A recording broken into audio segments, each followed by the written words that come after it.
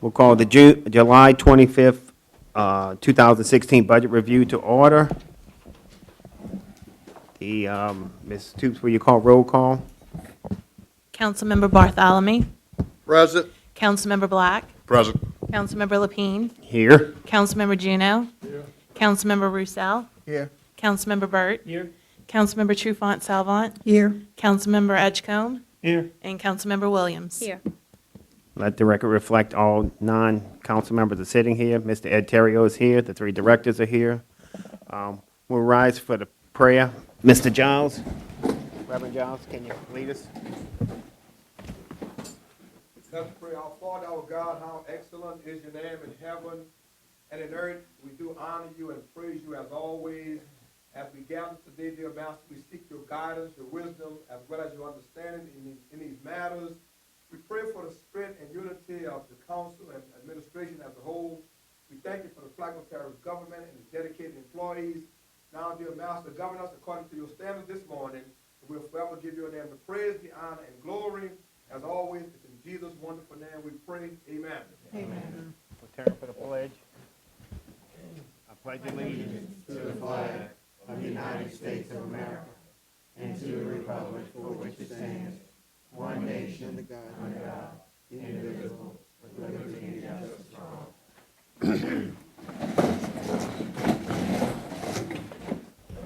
all. Good morning, everyone.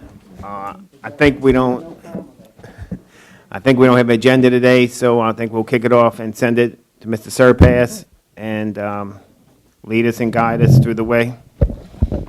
Okay, each of you should have a book, 2016 budget review book. I'll kind of go through real fast what's in the book, and then kind of give you an idea how how I like to proceed. First few pages have some general information. We have a summary by fund, which is fund balance report, same fund balance report y'all receive at each council meeting, except this one has the 2015 rollover included in it. We have a 5-year capital improvements plan, which includes some general fund funded projects that we want to discuss. Manpower table.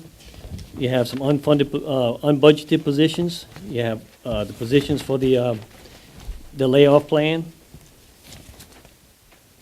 You have a revenue summary, expenditure summary, and I have some supplemental information in the back that has to do with oil and gas royalties and Avalon tax information. What I like to do is just start off at the front of the book and start. The most important thing to me right now at this point is the cash flow. I need y'all to understand where we stand there. I want to go through the cash flow, and then we can start talking about the budget information. If you look at the first page, you should have a graph. You've seen this before when I gave a presentation before to y'all. Basically shows the 2015 cash flow actual.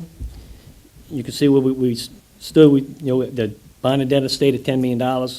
We got down to right below $10 million in our cash account.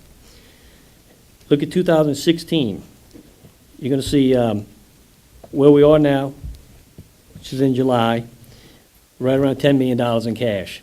Still $10 million in the bond indebtedness fund. My projections are that we're going to go down probably $2 to $3 million each month. And by October and November, I'm going to have more funds to be able to make it through the end of the year, roughly $4 million. And the only other cash account that we could take that from is the bond indebtedness fund. So you basically have two options. We have $10 million cash in the bond indebtedness fund. We can release that money, some of that money, put it back into the unreserved and designated, and I can use that cash to make it through the end of the year. Or we can look into borrowing funds. I've been trying to put that off, and the reason is because once we do it, then it's going to be something we're going to have to do every year. The way it works is you can get a short-term loan to borrow up to so much of your Avalon tax collections that you anticipate to receive in January. But when you get those payments in January, you have to pay it back. So you can see what will happen. If we borrow that money now and have to pay it back from that cash, then every year we'll have to borrow funds.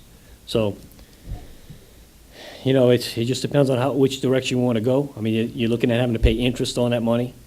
So, something we could discuss, but we do have the $10 million in bond and dentist that we can push over for this year if we need to. Let's go over to the next page. If you look at the column for August, we just take August. Just want to give you an idea how this is working and how I'm coming up with these numbers. Cash flow is real hard to estimate. I know some of the things for sure that we're going to be getting, that are going to come in, some that are going to go out. But things like FEMA reimbursements and project reimbursements and things like that, I just can't estimate. So if you look in August, basically, with the $10 million, we're looking at $17 million. You can see what's supposed to be coming in. The ad valorem tax is an estimate. Most of that money comes in the beginning of the year. Oil and gas royalties, $600,000. The sales tax is around $700,000, and then other fees and collections and things like that come in. Basically, I think around $2.7 million coming in. Now, that does not include any FEMA reimbursements or anything like that. If you look at the cash outflows, what's going to go out? Look, payrolls and taxes, $1.5 million. Retirement, $500,000. Group insurance, $500,000. Bond payments, this is a high month. The bond payments, every month we have to pay $115,000 for the courthouse bond, but every quarter we have to make a payment of $800 and some odd thousand for the coastal bonds. So you see, that's why this one is a lot higher than any other month. I just estimated supplies and services, just general payments that we make each month. Contracts would include Severn Trent, our garbage contract, things like that. And even though, I know we always talk about funds, and some of the funds don't affect the general fund, but cash is different, because cash, we have a pooled account, and most of the funds feed off of that one cash account. So if you look down at the bottom, just for that month, we'll be in a hole of $3.5 million in cash. So that's how you can see it's going to go down each month, depending on how much collections we have coming in. I'm anticipating by November, we're going to get to a point where we won't be able to make payroll unless we do something.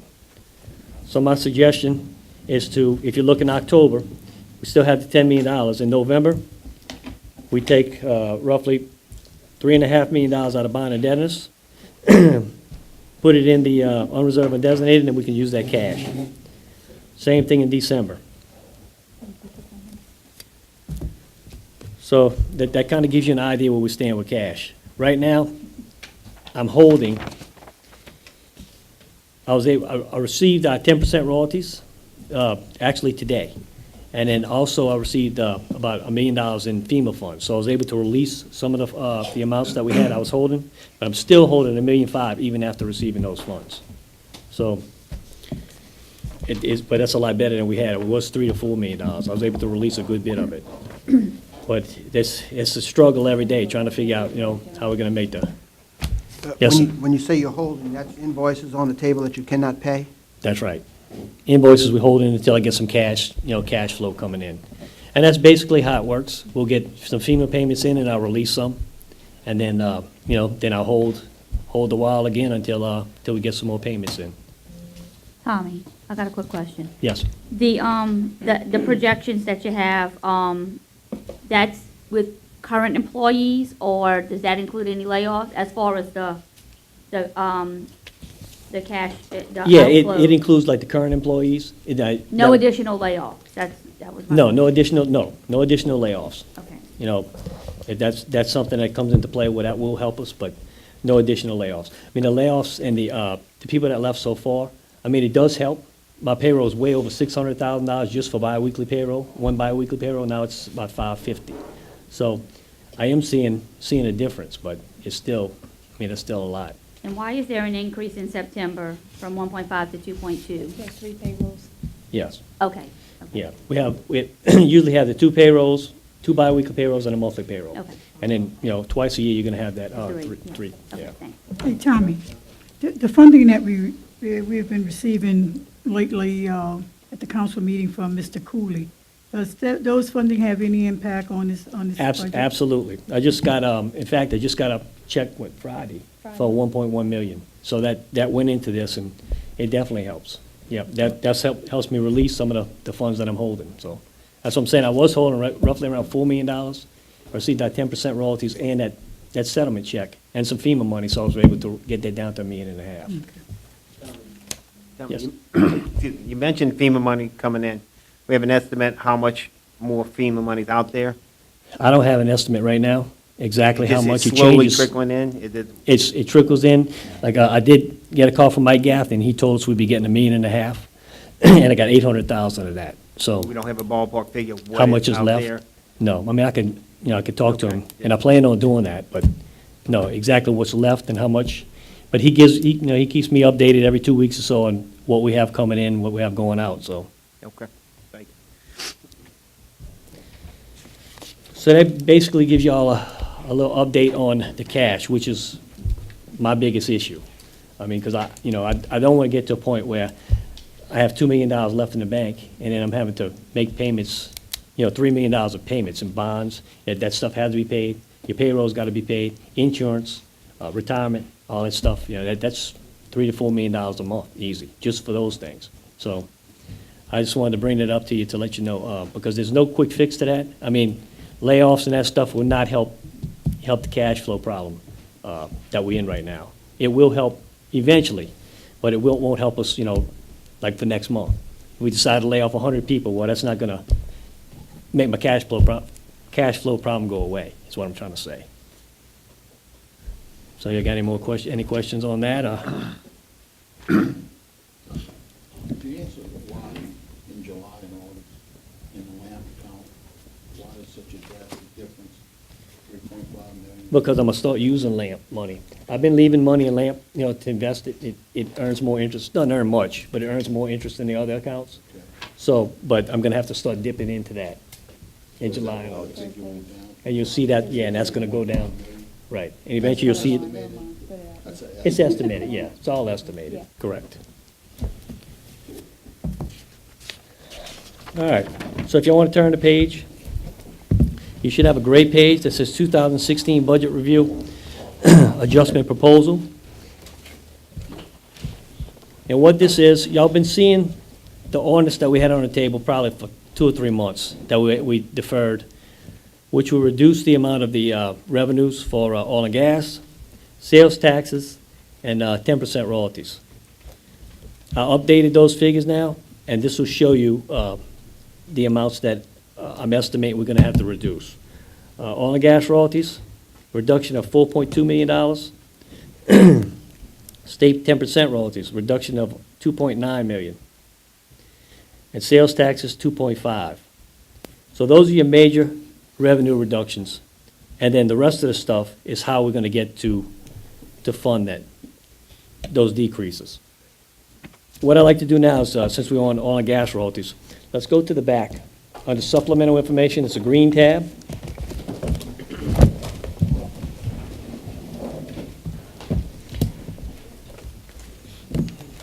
You'll see if you look at the first line, under purple, which is 2016, the original budget is where we're staying right now. It's $50 a barrel. Again, I got with Scott Elston, who went through all the numbers, and he's estimating 38.10 for the year of 2016.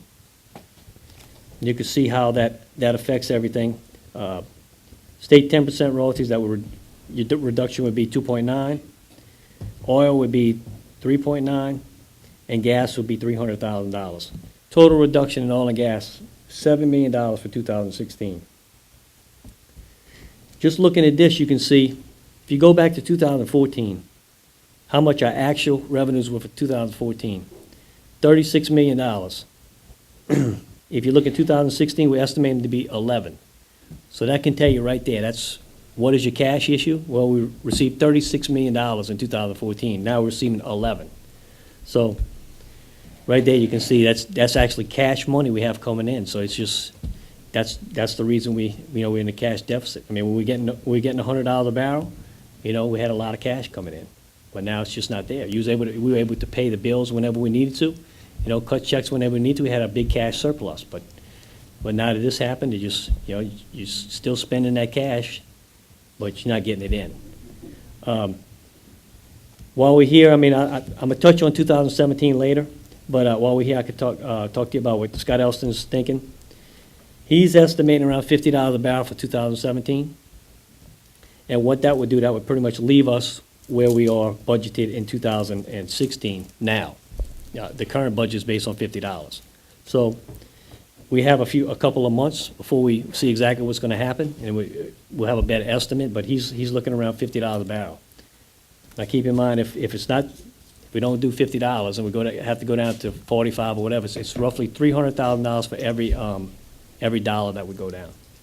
So you figure if we went to $45, that's another $1.5 million cut. But I don't want to go to 17 yet. Let's just, the next page, it's a great page. This is just basically showing you by month how much I'm estimating to get in each month for oil and gas, for state 10% and for sales taxes. And you can see the little yellow on the end. That shows you how I came up with those numbers, and that's the numbers that you see in the front. These are the actual reductions I'm anticipating for 2016.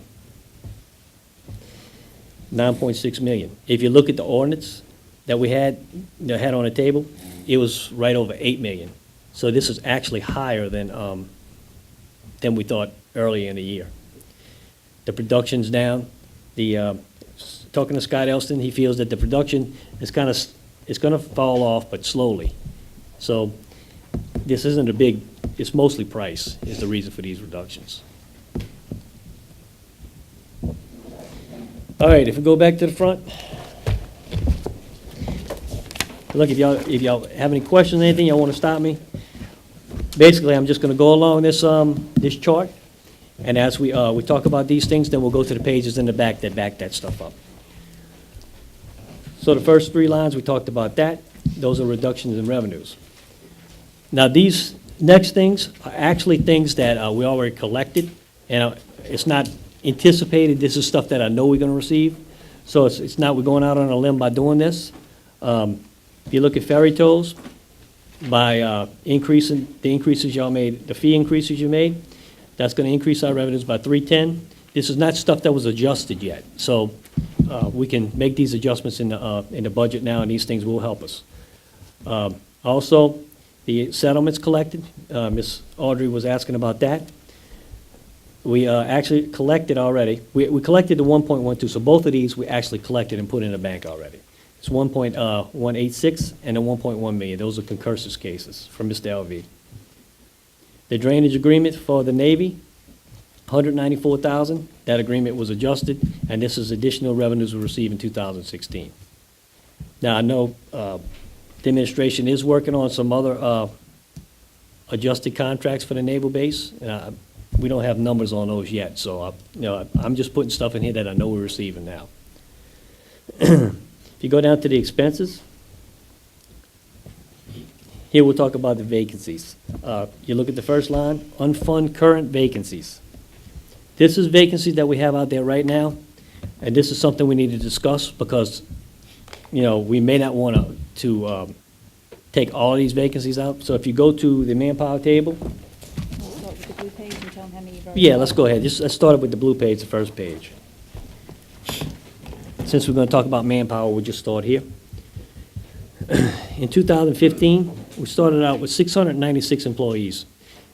This includes all employees. This includes the elected officials, the judges, all unclassified, everyone. 696. The unbudgeted layoffs, the 2016 budget that we're taking out, is 43. The ordinance number 1629 took out vacancies, 29 vacancies. And we also did another one, 1661 took out 2 vacancies. The layoffs, phase 1, 26. The vacant funded positions, which you'll see what you'll go to next, is 51. So if you unfund those, this leaves us with 545 employees at this point. Okay, if you go to the next page. This is positions that are vacant right now that we can unfund. You know, if you choose to do so. That's what I'm saying. There's a lot of positions on here that we need to go through each one of them and look and see if this is something y'all want to do. You can see the total is $727,000. Now, this changes every day. So Michelle could tell you, we get change forms every day, you know, and so it's adjusted. There may be a position that we know is vacant now that's not on this list because it's something that happened, it's something that may have happened and we didn't get the change form yet. So if we didn't get the form yet, then we didn't put it on this list. What's the possibility of getting some of those change forms in by Thursday, so I can amend that ordinance? So I know Director Giles sent me an email and the rest of the council to take the two positions. I'll give you an example. Clerk 1 part-time and meter reader out of the water and sewer fund to fill those positions with folks who are in current positions.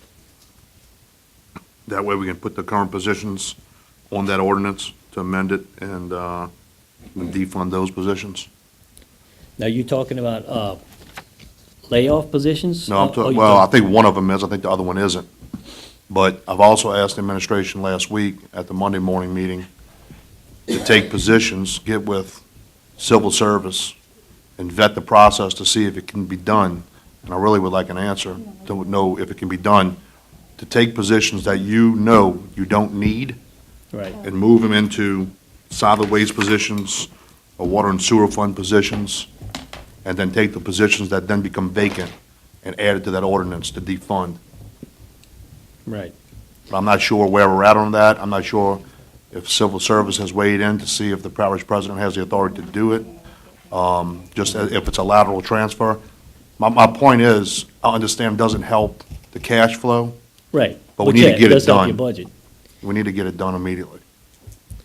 That would be civil service have to answer some of those questions, but, you know, this is where we have, like I said, these positions right here, we have on the ordinance that you're gonna get, we can definitely amend that ordinance any way y'all wanna do it. I mean, but this is the ones we have now, so that's why we giving you this list. Right. And this question is not directed to you. I'm asking, On the ordinance that you introduced, on the ordinance that you introduced, I went through that this morning, and there are 6 of those that are currently filled. Administration has, or is moving a few employees into different positions. By the end of this week, we probably should have all of that together, so I should be able to give you an updated list on vacant positions. You said there were 6 fields that's on his list. On his list, administration was in the process of putting people in those positions, current employees. So where they came from is now vacant, so it's just a different position. you think we'll have it by Thursday morning? I can get it to you by the end of the week. I mean, I just don't want to keep going every 2 Thursday weeks. to try to vote For the on. council meeting? Yes. Okay. I just don't want to keep going every 2 weeks, having to reintroduce, amending positions and doing 2 or 3 at a time. I mean, we've been sitting on this thing for about a year. I want to go ahead and get rid of the first one I did, I'm not sure exactly when it was, maybe April or May, maybe we cut 27 positions. Right. And the thing is, Monday is the beginning of a pay period, August 1st. So some of those status change forms are not effective until August 1st, which would be Monday coming. So, but I can give you, you know, what that is or where everybody will be effective August 1st. Well, I think we've given you all the proposed movement for now, so Yes. that you should be able to give us Yes. a list. Right. yeah, like I said, we can adjust that. Now, I mean, if y'all want to go through this list and look at these positions and say, you know, we don't want Just to. a quick question. Yes, ma'am. The positions that you just recently filled, are any of those a promotion? Some of them are. Why are we promoting some people and laying off others? Well, it's to fill positions that are needed, such as like your human resource manager. I mean, the person's been doing the job for 5, 6 months or what have you, and they're just putting her in the proper position, you know, in there. But with that being said, you know, that promotion took place, but the vacancy, there, it left another vacancy in that department. We so have you filled the sales tax person? The sales tax manager has been filled. All of this in It the was a midst, promotion in the midst within of the a same budget department. crisis. All of this is going on in the midst of a budget crisis. I don't understand how you promote and we're laying off. That's just baffles me. Well, the selections came from administration, so.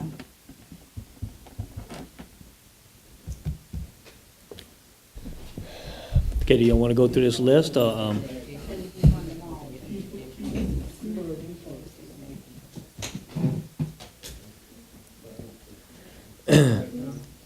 we can, like I said, we can go through this list if y'all care to do that. If not, we can, Mr. Terrio, you weren't planning on replacing your previous position, Director of Administration, so is that one that we can take out for the remainder of the year? For the remainder of the year, yeah, because like I asked the council, let me try to work it. If something happens, I'll come to you, but right now, it's working pretty good, so you can unfund it for Okay, the rest of thanks. the year.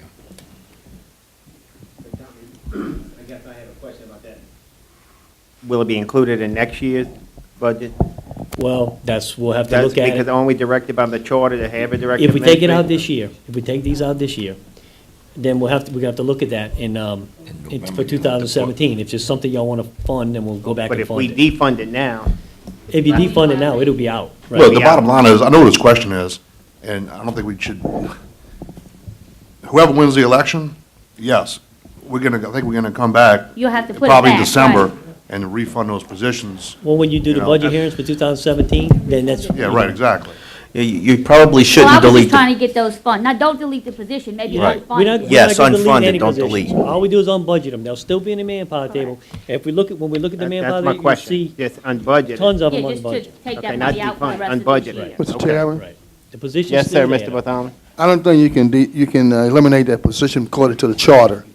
It has to stay in place. It has to, according to the charter. And we cannot change the charter. The only one can change that is a public vote. So it that has- has to stay in place. It would have to stay funded? No, but the Right. position has to be there. Right, correct. I So when the was- thing does come available and they decide to put it back, then we have to re-put the funds Yes, I- into the position. But you can't eliminate that position like you plan on doing other positions. Right, no, that my intent, I'm sorry if Okay. I misspoke. I just wanted to take the funds out, not eliminate the It's position. gonna stay there. All of these positions will stay there. If y'all decide to unfund them, they'll still be there. They'll be in the manpower table, just won't be funded. And if there's something that y'all want to fund for next year, when we do the 2017 budget, we'll have to find the funding for it. I'm sorry, Mr. Terrio. Yeah, like Thomas said, it might be wise for the council to fund them when we do the budget, because the new president may have to wait till the next council meeting so you can appoint his directors and all his key positions, so, because to put the money in. Well, we'll put the money in when we do At the the budget. budget, yeah, that way At the the- budget hearings, we'll Budget put hearings it in in. December. Position will be ready to go, yeah, according to the charter, yeah.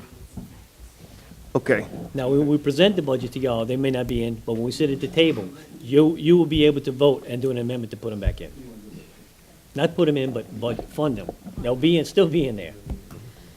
And like I said, these positions, this is just everything that we had that was vacant.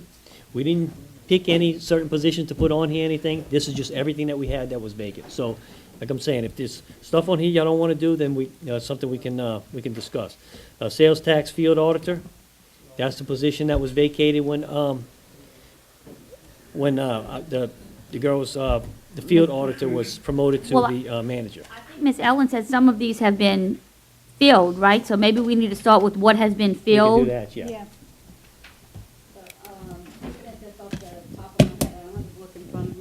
My civil service administrator, the deckhand for the ferries, I believe Mr. Giles is working on one for that.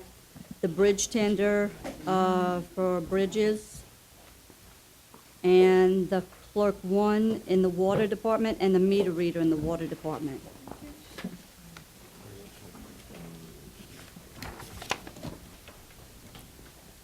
That's six. That's 5. The difference on the ordinance that you have on there was the human resources manager is on the ordinance that's proposed, and the supervisor is now vacant. So this is correct on this list. Administrator was replaced. I'm processing that right now. What is the role of the Yeah, civil service right, that was my administrator? question. This is a classification. They do the job descriptions, the advertisements, the background checks, that sort of stuff. That couldn't be something that can be handled by someone else as opposed to hiring another I'm person? Someone else couldn't I'm take on those shorthanded as duties it in your is. department? Right now, I'm shorthanded as it is. Right now, we've got changes in the FLSA with the exempt, non-exempt. We've got classification issues that we're going to have to address that have to be in place before December the 1st. If not, we'll have a $10,000 penalty per person that's in violation. So I need the help. But this person won't be able to do any of that? This person would be Will? working on that. Okay. All right, Tommy? I guess so. Okay, so now, the next is maintenance of master electrician, recreation groundskeeper, recreation north, recreation south of foreman, recreation south the workflow coordinator, Dave Van Pool, I think there's 10 lifeguards. Telecommunications, Hold on, Wait, Tommy. hold on. I'm sorry. Tommy, this is where, as far as, let me just use Recreation North and South groundskeepers as an example. I just don't want those two positions to not be on the layoff list. And then we go and defund these positions as opposed to maybe moving folks that are on the layoff list from maybe prom or another, where it could be a lateral transfer. right. So I'm not sure if the administration's looking at that, looking at the future layoff list, and trying to, if you got good qualified employees that are making really good evaluations, or long-term employees Right. that that they don't know yet now, but have a potential to be moved in to maybe one of these types of positions, and then defund the other position where it Right. doesn't. Right. We'll give the directors till Wednesday before we give you the list, to make that final move. Okay, thanks. And I mean, this is, Why didn't we consider looking at all of these deals before we actually sent letters out to lay folks off? There could have been movement within the workforce. Why would you lay off someone and send them a layoff letter, then come back and say, well, maybe we can transfer you, make a move in another department? Why wasn't that a part of the consideration initially?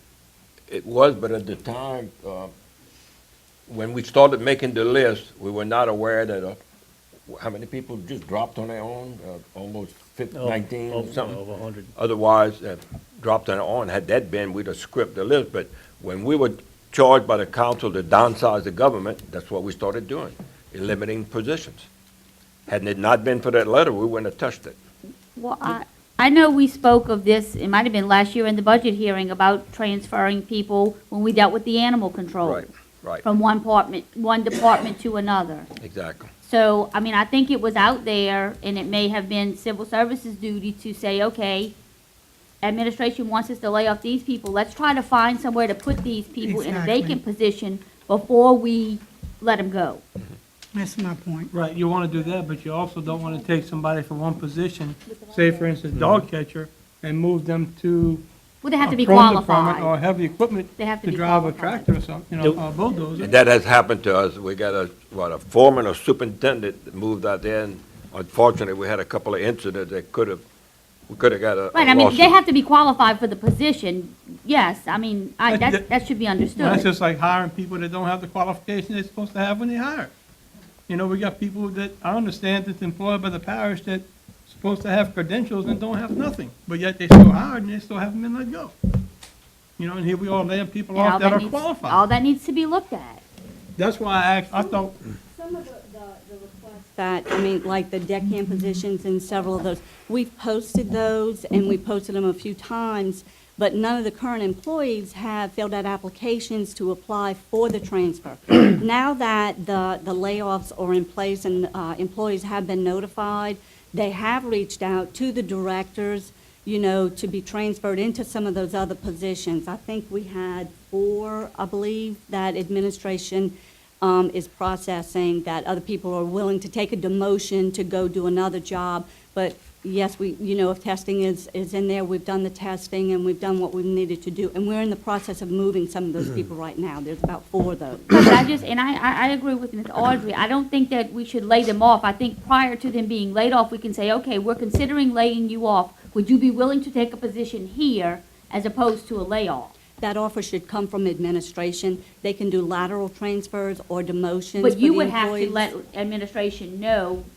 Well, they know what positions are vacant, and they know what positions they can do without. Transfer to- So that should be their decision as to if they want to demote or transfer somebody. Then it would be sent to me for me to process the paperwork to put them from one position into the other. I'm just trying to follow the process. So if there's a position that's funded and available, is the person that's on a layoff list, does they get priority over a regular employee that perhaps would be interested in applying for that job? Wait, repeat your question? There's a human resource, I'm just going to use that for the service, human resource position is available. Are we going to just limit it to someone that's on the layoff list, or does anyone in the system has the opportunity? Currently, y'all have a freeze on hiring. So the only thing that I'm allowed to do is just to shift current employees into other budgeted vacant positions within the manpower. If the freeze were not on there, each person that's being laid off is going to be placed on a preferred reemployment list. So whenever I open up the advertisement, that list of names is going to be the first list of names that we go to whenever I go to give the list of 3 people for them to interview. We would go to the preferred reemployment list. We would then go to an employee list. Then we would go to a reinstatement list, and then an entrance employee list.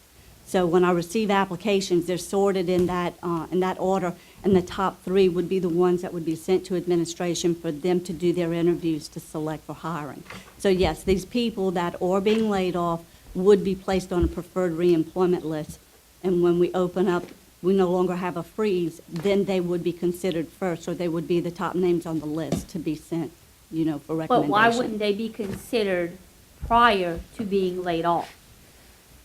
You just said you promoted someone in the Human Resources Department. Right. Would none of the other employees that were laid off fit Okay. the qualifications for that position? When we advertised for the human resources position, one of the minimum qualifications was that they needed to be a current employee of Plaquemines Parish government.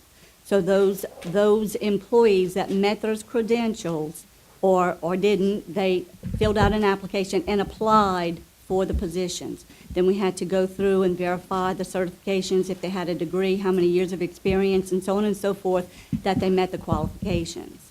And then they're put on the list. All of those would have been employee lists on there.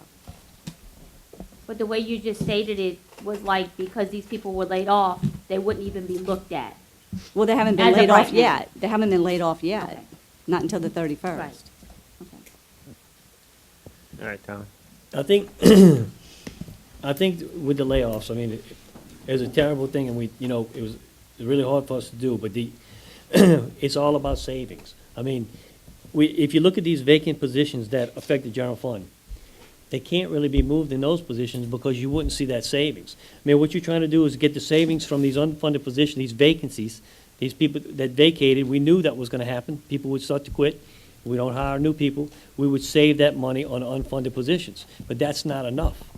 We also need, the layoffs was also to give us some additional savings. Now, Right, but that's what I'm saying. So that's the point. That's exactly the point right there. So you move people into positions, good people, into positions that you know later on are not going to fall within the 100 people that we're going to lay off. Get those good people locked into a position that's critical or needed or not, is not. You're just going to have a little bit of forward thinking here. So the directors and administration should be looking at, and I'm sure they are, looking at, hey, we might lay off 50 more people. Let's identify 50 positions. Well, then start going to those positions that are within that 50 and try to get the good employees out of those 50 into these vacancies that are critical. And that way, when we do lay off 100. I mean, I understand what you're saying, the position then becomes vacant. But I mean, it's just it's a whole real Well, domino you know- effect. We got to start with saving our good people. Really, what we need to do is start reorganizing the whole, all the departments. And the reason being, a lot of these departments lost so many people already, they don't have the employees to actually do the services. I mean, they lost Well, so many already. reorganize first, and then relook at the organizational units and broaden it to where you're not making an organizational unit, say, finance. Because if you only have one secretary of finance, and you Right. say, I'm going to eliminate a secretary, well, you know who it's going to be. Although that person may have an average of a 4.5 in their evaluation, been there for 20 years, well, no matter how good of a job they're doing, they're going. Right. As opposed to moving them to another position. So, And I mean, it's just, when you look at organizational units, it's like finance would not be an organizational unit. It kind of lumps together all the like-kind departments. So say like all the finance, accounts payable, purchasing, all those departments together to make the organizational unit. So. That's how we chose to do ours. Some of them weren't like that. Right, some of them aren't like that. We sat down with administration, and they decided, how to choose the organizational units. We had a plan to start with, it was tweaked a little bit, and then that's how we ended up with that. So it is broader than just a department. So if you're looking at, I keep saying finance because that's us, but all those departments together, if we had a secretary, and we said the secretary is the one that's going to get laid off, well, they would look at all the secretaries in each one of those departments, and the one with the lowest evaluation score was the one that was going to go. The way that the original list came about was basically, Rochelle and I sat with every supervisor, and the supervisors were the ones that came up with that, not anybody else. They came up with those positions, and that's how we came up with the list. We gave the list to administration, and then the directors made changes as they wanted to, and then some of the people weren't available. It took 3 to 4 months before it actually happened, so some of them had quit. The list started out at 37, I think it was, and so it ended up being 26, because some of those positions are available. Now- Mr. Chairman, Yes, Mr. Bartholomew? I can understand that, but I think what we really need to do is to evaluate all different departments and what role do they play in providing services to the people, or to Blackman Parish and the government itself. Because there are some departments, I don't think that has any value to services. And I don't think we're looking in that direction. Because there are several things that can be eliminated, and we still can provide the services that is very much needed. Now, if we continue on the same trend that we are heading, we will lose prom people, we will lose heavy equipment personnel, we will lose groundkeepers, recreational people. If all those people are directly related to services will be impacted. And I don't know if the grass is already high, up to your knees, on the East Bank. I don't know about the West Bank because I don't travel over here too much. But it's ankle high, and it's going to get even worse than that if we still headed in the direction we're going because of layoffs. So, but we really need to do something. Civil service needs to be a part of that as well, of really where we can eliminate something and advise us accordingly, and not impacting the governmental services that we provide to the public. That's all, Mr. Chairman. Thank you, Mr. Bartholomew. Oh, go ahead. I agree. We were in here last year talking about the organizational units, and I believe the organizational units should be as broad as possible, as we talked about last year. And if you can do the 3 directors and make the organizational unit under the director and reorganize the departments, then you'll have a broader spectrum when it comes to evaluating employees. So I tend to agree with the discussion. We advocated this some time ago, and I would hope that you would make the organizational unit as broad as possible.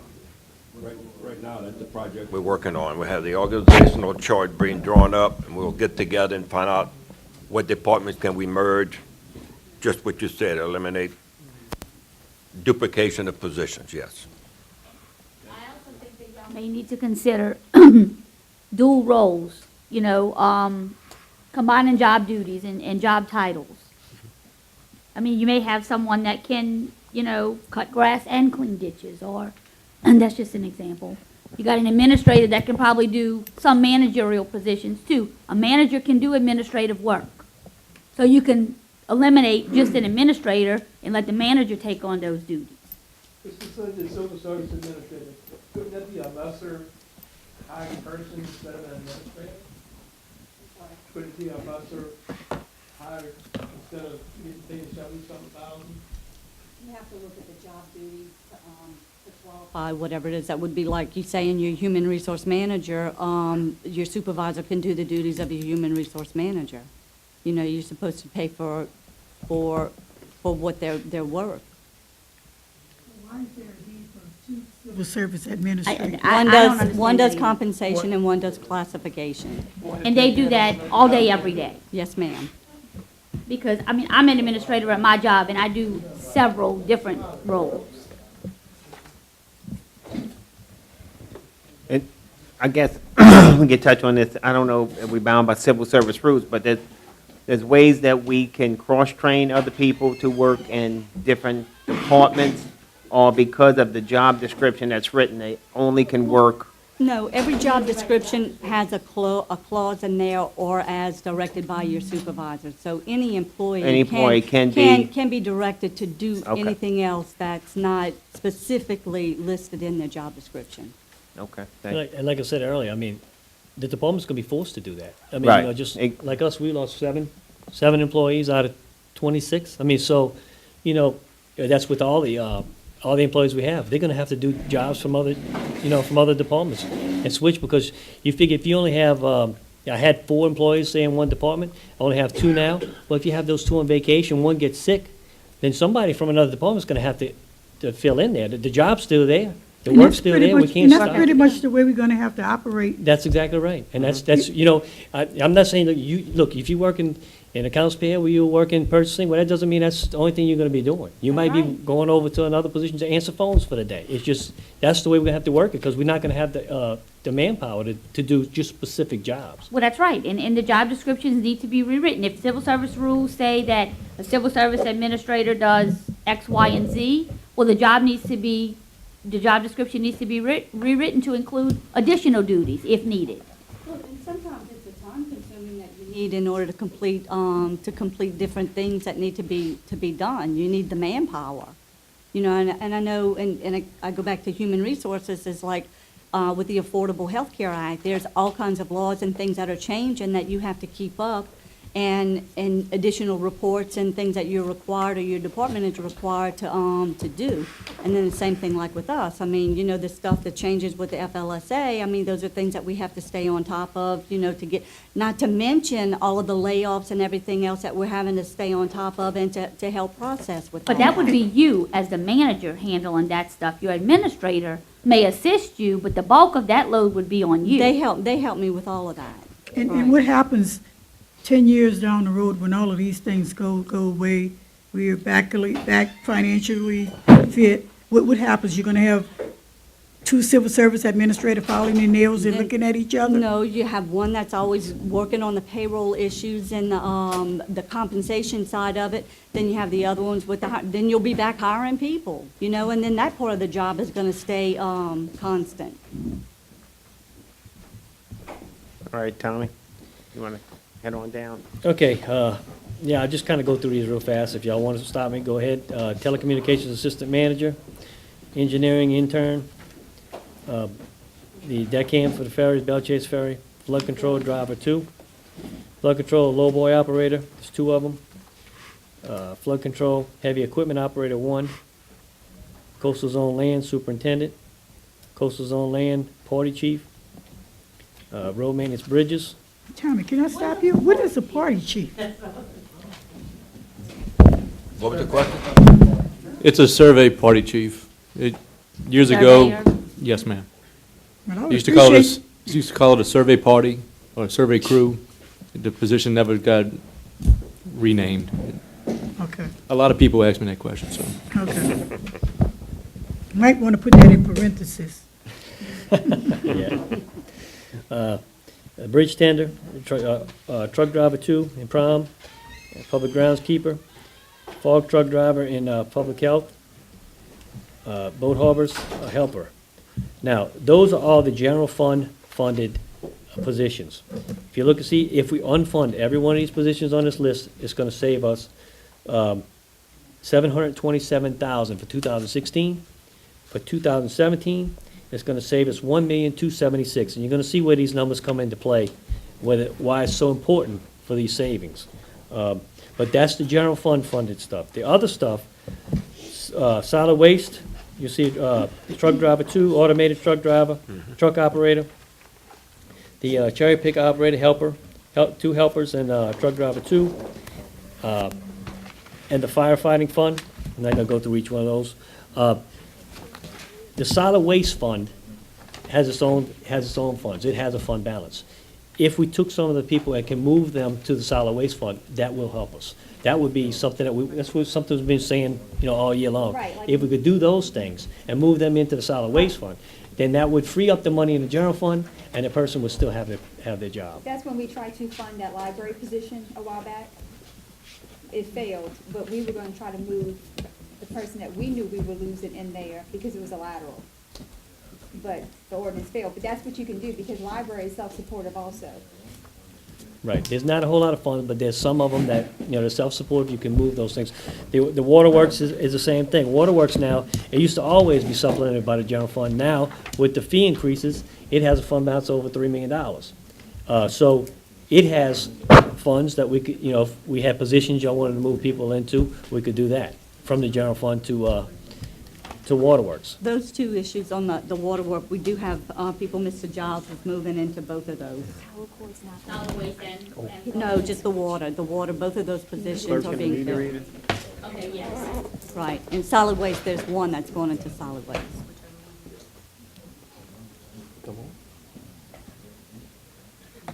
Let me try that in here. No, it's not on. No, it won't work, because I'm about to use my computer. We'll check it. We're out of power. Okay, yeah, so that's, no power. So that's pretty much what we have on unfunding of vacancies. Any questions there? You want to move on? Or? The next page, yellow page, this is the layoff list. The list of positions that are on the layoffs. You see, there's 26 employees. Now, these are the positions.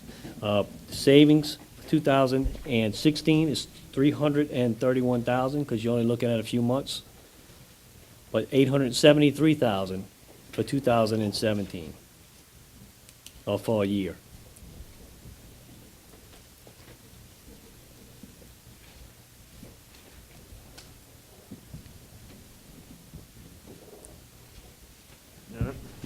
I can call them out, or if y'all wanna, it's up to y'all.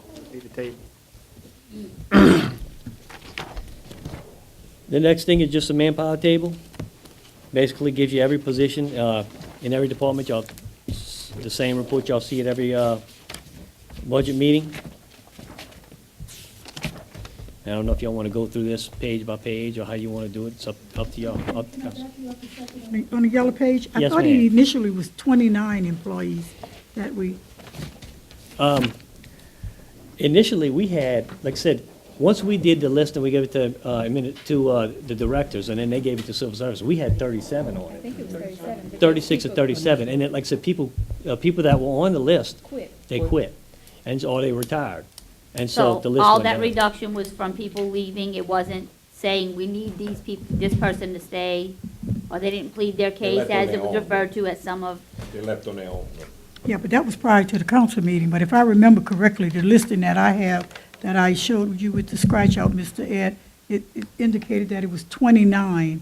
It was 30 listed, and we only laid off 29. Yeah. I sent letters with potentially, to receive potential letters. 26.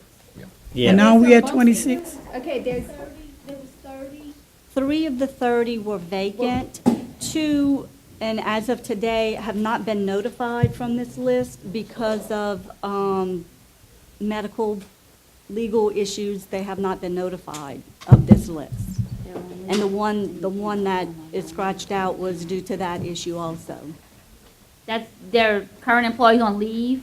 Correct. Legally, we cannot Can't- advise them. right. But as soon as they're back, they will be notified, and then within 10 days from their notification, it will be effective.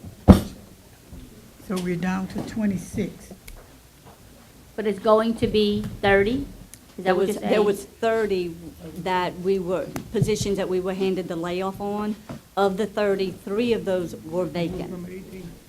They were already vacant. There were not people attached to those budgetary positions.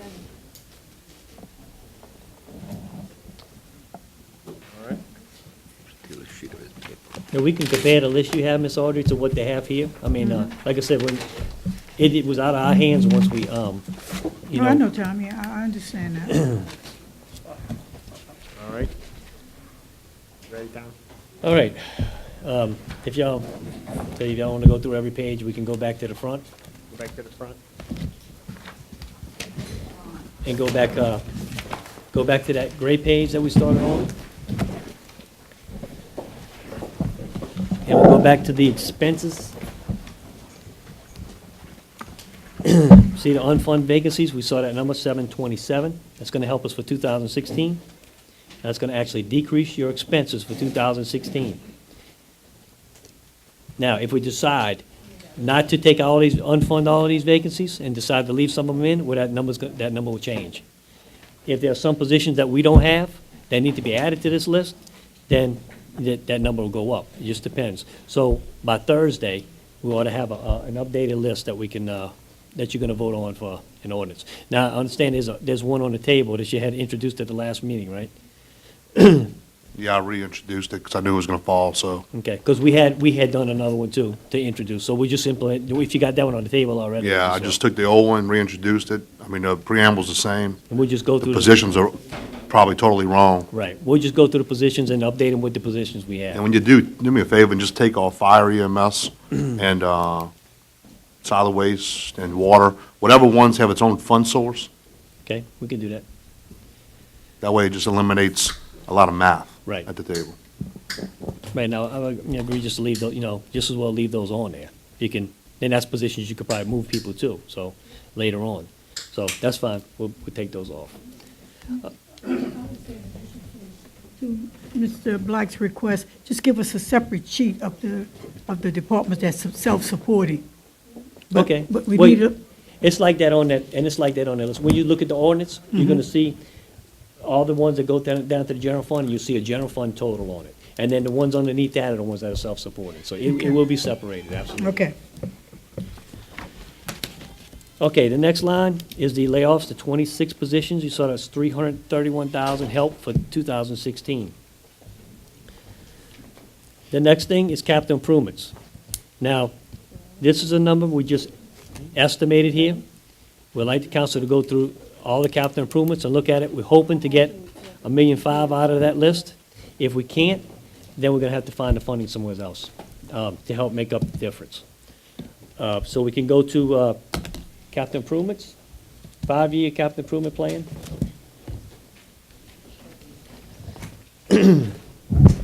What you have here, the first page, is is all of the general fund funded projects. This is projects that will help us balance the budget because it's general fund. There's a bunch of other projects, which is in the manpower, the capital improvements reports behind that, but these are the ones that are just general fund funded. So if we eliminate some of these positions, or we have to reduce some of these I keep saying positions, projects, then it will help us for the balance the budget.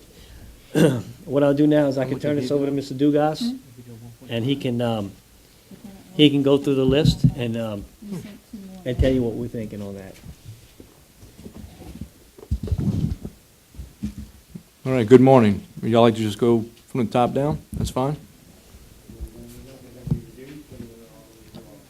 Okay, If you look at it, look across, you're gonna see the current balance that's in the projects. Okay. And then the reduction amount, and then the remaining amount. So, if you look at the reduction amount, I told y'all 1.5 million we're trying to get out of this list. See at the bottom, it's 1.545 under the reduction column. okay, on the first project we have is the Jezreel Bend Drainage Project. That's a HMGP project. Actually, we left the money in there because we still need our 25% share, our cost share on that one. So we're gonna need a few more dollars than 12,000 to come up with the 180 to 200,000 to get that project advertised.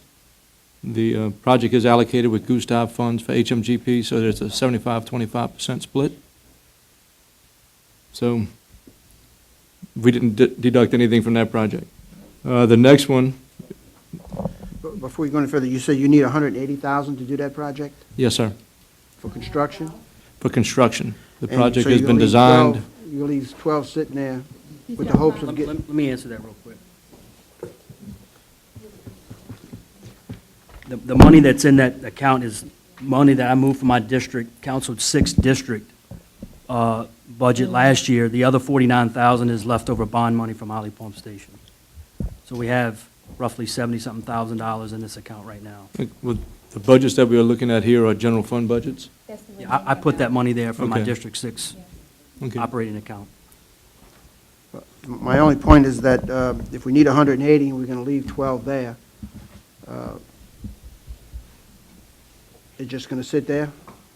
Until we can come, if we have 69,000 or 70,000 right now, Yeah, we're in the process Total. of looking at some other bond money to combine with it. in my opinion, when we first looked at the list, if it was going to be saving jobs, we recommended erasing everything. But there's someone here you'll see that you can't erase for whatever reasons. But for Myrtle Grove, I guess the point I'm making is that if we're going to just park money in a project, knowing that we don't have the money to do the project, and we're going to be looking for 100,000 or so, it doesn't make a whole lot of sense to just keep money parked in a project with the anticipation of getting the additional funds to do the project. And that was the point I was trying to ferret out, if that's where we're headed. understood. The project's sitting right now unless we get the additional funding to proceed with construction, no advertisement. Is these projects in priority? Mr. Urban, we've been working on this project since 2010. We've come a long way. We've spent some general fund money already, 25% for the H&H studies, the survey, and the geotech, the design.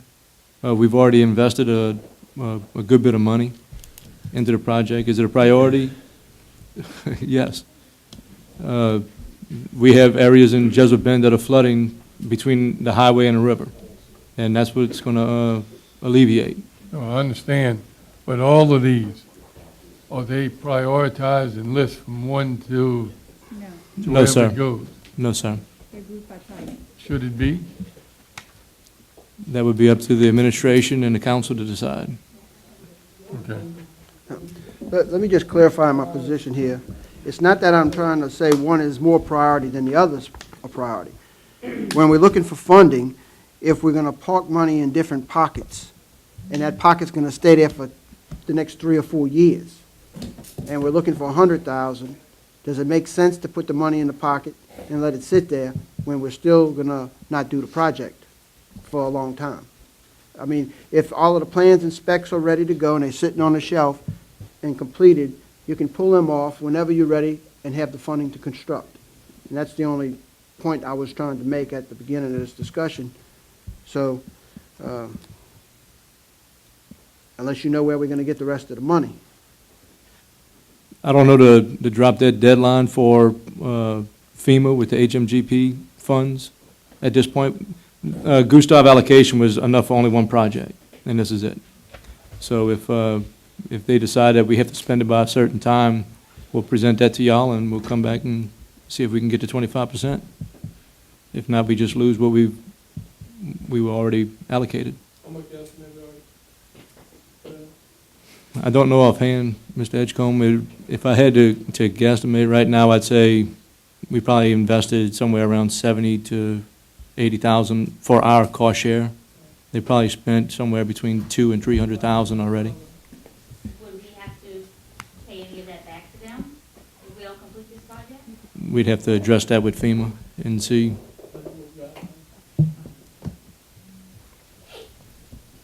So we've already had projects deobligated that they did the design for, Coast Guard Road down the road. That's on a shelf waiting to be done if we ever get the money. But when it was deobligated, the design was completed and they did not ask for that money back. So there is a possibility that it could be. So there is a precedent set. And that's really my point, is to make sure that we're not jeopardizing the project. Anyway. So- Want to move on? Okay, that was number one. Number two, Myrtle Grove subdivision.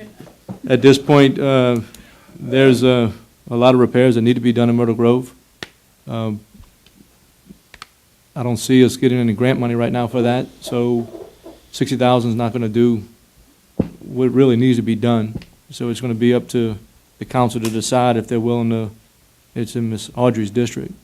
If you're willing to get rid of the 60,000, we're going to need a lot more money to complete what needs to be done in that subdivision. To Benny's point, you know, obviously, every representative is going to want to move their project along Correct? and think that it's a worthwhile project. So here we are, there's not enough money to do the project, but do I pull the 60,000 that's in place? What do you estimate it would be to complete the project? You haven't been in Myrtle Grove lately. The streets collapsing. All right, There's dips where the culverts cross. There's several issues. The breach that we repaired was only one of 7 that could possibly happen in the next high surge. So there's a lot of work that needs to be done in that subdivision. Roughly Oh. $1 million? It depends on what we want to do in-house and what we want to construct with contractors. right, but at So- least we would be able to move the project along in phases. What do you think you could do for $60,000? Culvert replacement in-house. If I get a contractor, I'll fix one culvert, 200 feet. It's not going to do enough what we need to do. But my point would be, any repair would be a help. I agree.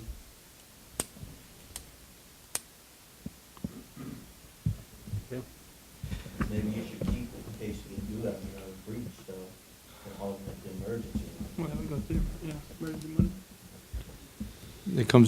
Look, it's not my decision, y'all. I'll make the recommendations, and But we my have to point- figure out the services and But employees my point would be and, that any type of breach in that area would affect not only Myrtle Grove, it would affect all neighboring.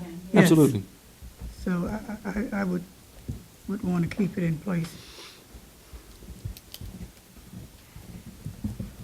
All right, Mr. Next one. Okay, the Bell Chase Pump Station, that project is designed and ready to advertise. We're utilizing general fund money and bond money. The project is estimated over $500,000. We decided to leave the money in the budget. Bell Chase, if that pump goes down, we're gonna lose a good portion of Bell Chase 1. If, again, it's already designed, ready to go, so we didn't eliminate it, but the budget is already tight. It was advertised and it came in over budget. We had to re-advertise it with a rescaled down scope. So So this So project, I'm sorry, go ahead. No, I was gonna say, is this 223,000 enough to complete the project? we have bond money, so this is only the general fund portion. Okay. So we have bond money that's going to be used to cover the match. So you won't be coming back in 6 months and say, I need more money for the, pump station? I could be coming back in 60 days and ask for more money. If we advertise and he comes in, Tommy, how does the cash flow problem impact our match with these capital outlays where we have to put up money to combine it with the bonds? Because it seems like there's still going to be a cash flow Absolutely. problem with any kind of a payment. It does. It depends on how the grant is set up. Some of the grants are paid upfront, but most of them are reimbursement grants. We have to come up with the funding and then wait for the funding to come back. If there's any issue with paperwork and stuff like that, some of this stuff, could be up to 6 months before we get reimbursement back. That is a cash flow issue. As we do these projects, I mean, that's what's caused me the problem every day. I'm trying to we're doing these jobs, but then, the money's trickling back in, little by little. So, So let me ask this question. This project is ready to go to bid again, yes, sir. and you think that the new scope is within the budget. The estimate, we have 523, I believe, in the budget. 310 is coming out of ours. Okay, 533 in the budget. I think the estimate's around 520. So we have So this is just a a little project that's bit. ready to go back. Absolutely. Thank you. All right, next one. Okay. Industry Canal, that project, we tried to maintain it and keep it going. The real estate came into play after we advertised the project, so we terminated the contract with the contractor. There was some bills that had to be paid for the startup, the bonding and insurance that the contractor had to pay, and also the consultant had requested some fees. So we had to keep a little bit in that budget. We asked for $30,000 to stay in the budget, just to, in case there's some hourly rates or fees that weren't paid up to date. But we gave up $230 at this point, knowing that we're in this budget crisis.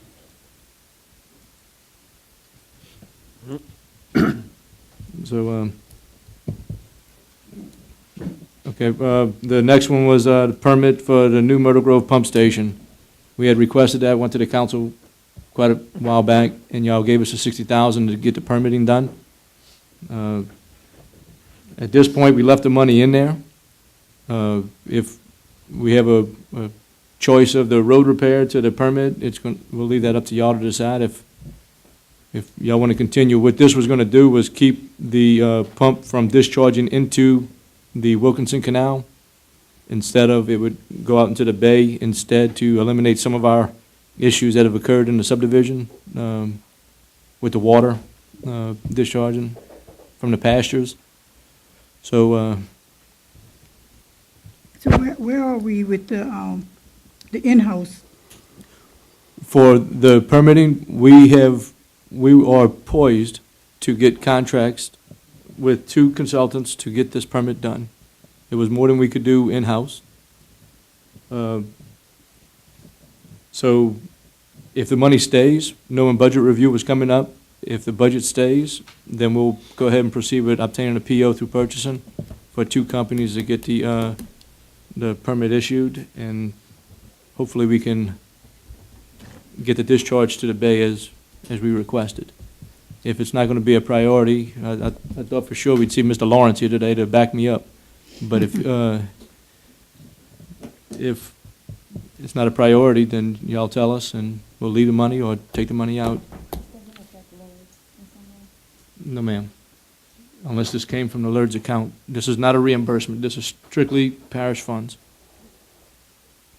Again, I would request that the funding stay in place. Okay. This has been something that the community's Yeah. been fighting for a long time. It's understood. All right. Okay. Mr. John, the striping on Highway 15. This project originally began in 2002, I think it was, when I appropriated the money. The time I was first on the council at the first time, we had that money to do that whole project, that whole side of the river. The engineering was aware of it. They orchestrated the initial phase, first 2 phases of it, and we had the last leg to do. Then Katrina came about, and then everything changed, even though it was in process. The project was in process. You ever heard this saying, you have something in process, you can't deviate from it? You're supposed to finish the project? That didn't hold true with this project. I don't know if it's because it was on the East Bank, maybe so, I don't know, whatever. But it didn't hold true, and he's a witness to that. And then they took the money and put some of it into the Phoenix area, which was done. But the lower end of the East Bank was never done. It's over 60 years that haven't been completed. And fortunately enough, we had some of the money to stripe the highway. We did that, which I think was great. And it's not going to last that much longer. We're going to have to do it again.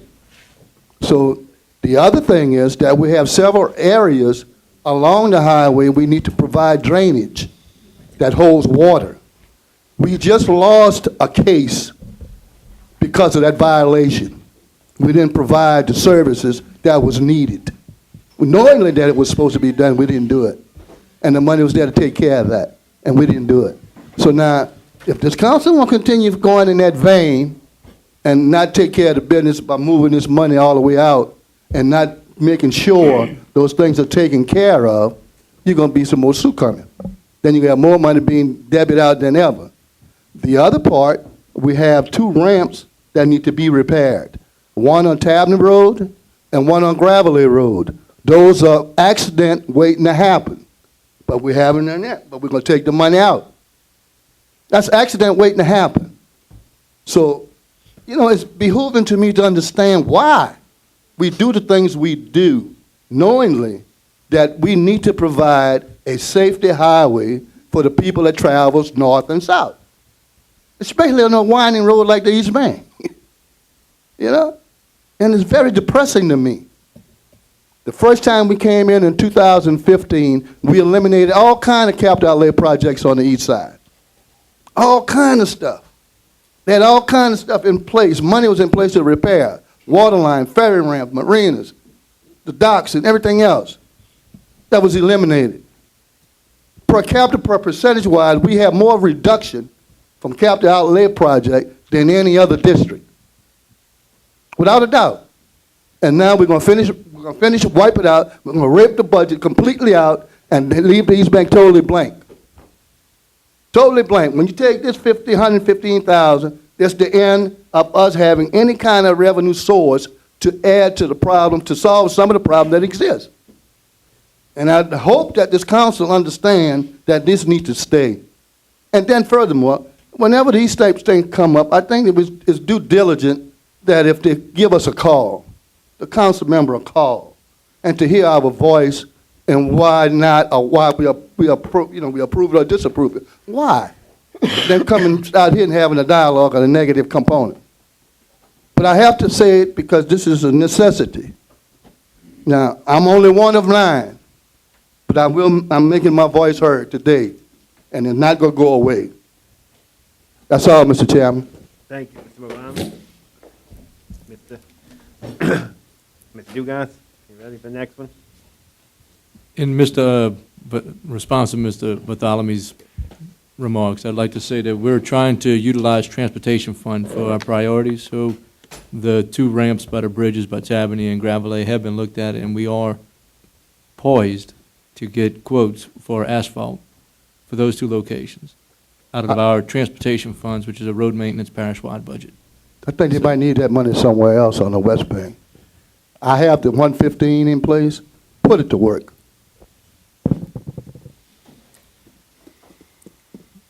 Thank you, Mr.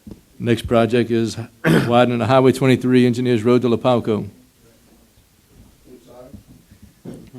This project has a 50% cost share with Jefferson Parish for the design of this project. We're not near the construction through regional plan. I've been working with regional planning and Bert Klein Peter. The design's a little ways off. We're getting closer, but for us to complete our contract that we have in our records, we need $7,500. So we recommended taking $53,000 out to help us at least close that contract out with Bert Klein Peter. Of that, I might add that Jefferson Parish did offer their 50%. So that's why I didn't recommend removing the whole thing. Okay. The project's to make a 6-lane from the Engineers Road to La Palco. Next one. Peters Road Extension is one of those projects that are viable. We recommended at this time only a portion of it being taken out. I'm not sure what the other department that was handling the real estate, what they needed in this budget. To take $200,000 out, there may be more available, might actually be less. Is this part of a But- match of a federal grant? This is the Peters Road Extension project. This is basically the whole It's thing highlighted is, in yellow that says match up on the bottom. This is our match. Our match. Right now for the real estate, 20%.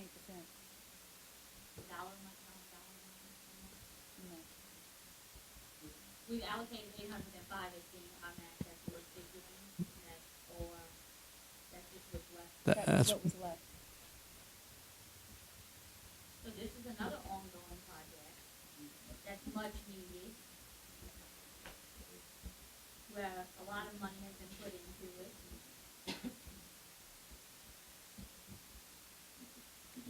Mr. Russo?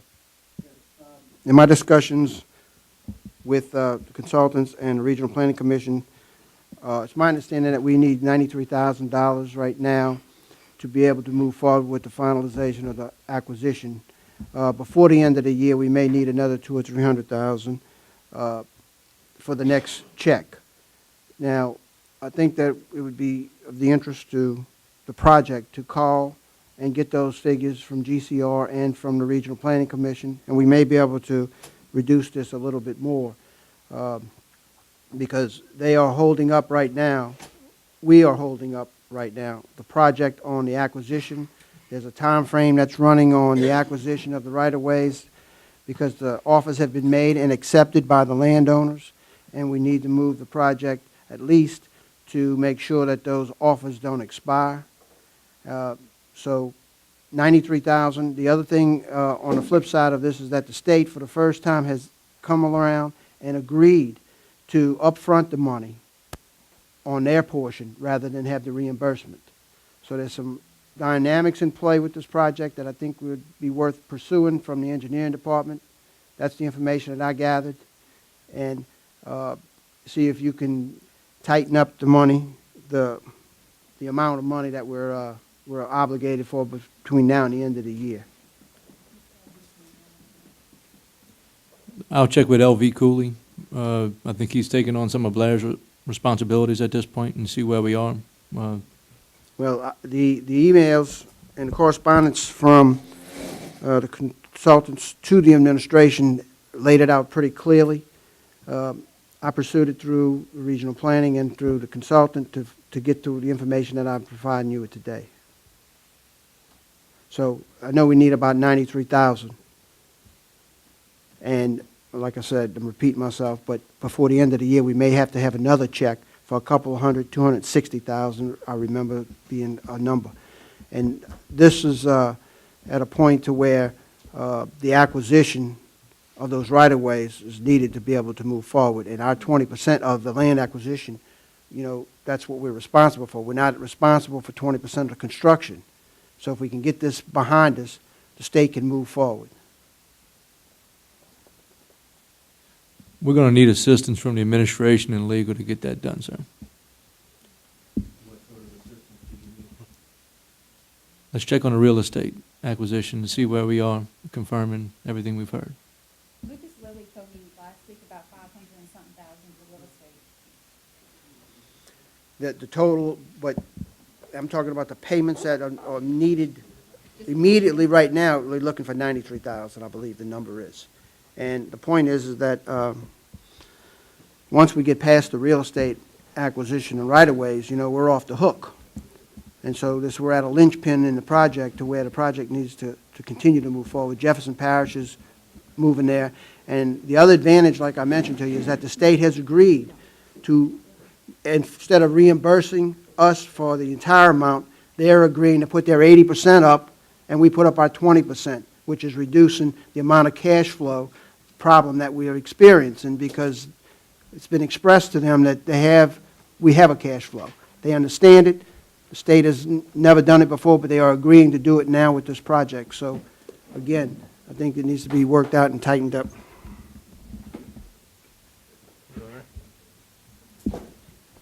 Okay, I guess we'll look at a deduction possibly in the future, just don't know exactly how much. Wonderful. All right. The Woodland Industrial Park subdivision, we requested all the money being taken out of it. That's over there by Keating and Jarrell Drive off of Woodland Highway. We did a good portion of the project, 2/3 of the project originally. Part of it we did in-house, part of it we did it under a contract with a consultant. The other two phases have been designed, and we feel like with their design that we could do the remainder in-house and not advertise it through a consultant. We'll save 5%, of whatever the construction costs are. So we're poised to take that project on. We just don't have the money for construction, so we figured we'd just get rid of 63. The Bell Chase Repair, Scarsdale Bell Chase Ferry Landings. That's a project we're doing with the Dolphins with Federal Highway. There's a cost share associated with that. Of this, 302,000. We're about 60,000 short, 70,000 short of our cost share. Unless we get to 60 or 70,000 to complete our portion, our 25% or 20%, I think it is. I'm sorry, we need 30,000 more, not 70,000. That's a little bit better pill to swallow. We get to 30,000, we can actually go to construction. The design has been basically done. It's about 95 to 100% complete on the design. Again, it's a good, viable project. Is it our priority? That's for y'all to decide. But we will need 30,000 more. Road Maintenance District 7. What Ms. Audrey was kind to give us the money, as well as Mr. Black with Mildred Street. We've taken the next two, 163 and 150, out of the budget because we're using transportation funds that we had in excess. It's a road maintenance parish-wide budget, so that's why you see the deduct there. It's 300,000. That's a few more jobs. If you'd like to discuss, I mean, I know we have more work to do, Ms. Audrey, but at this point, we're trying to grasp any money we can to get us through this low point.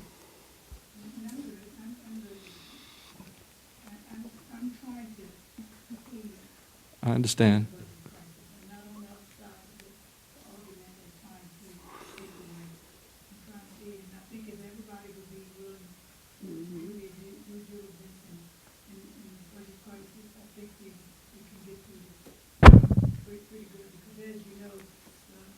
Southern end of this parish is the one that was affected most.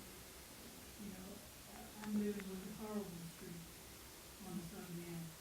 But as I said earlier, I'm trying to do my part and dealing with And I want y'all all to understand too, we do get transportation funds every year. I believe a neighborhood of 175,000. So there is something that can be done. It's just that things cost so much nowadays on the street repairs. Some prices have come down a little bit with the oil prices, but some are still high. So of our remaining money that we have in the 13 budget, we're trying to use that as well as next year to use some more. That So, money you're talking about, is that also including the money we get for keeping the grass cut along the highway? Is that included or I not? don't think so, huh? That's a different. Different. Does that go straight in the road?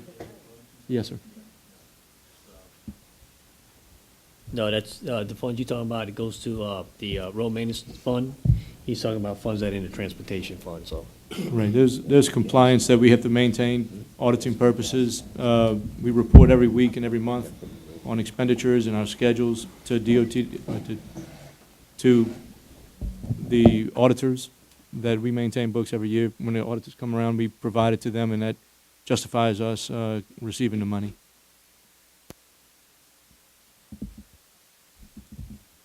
Okay, let's continue. The railroad crossings at District 2, 42,000. We're removing that money as well to use the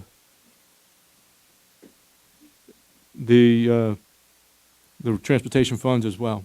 I mean, we're trying to cut back some of the capital improvement budgets that were general fund and make the most of the transportation funds.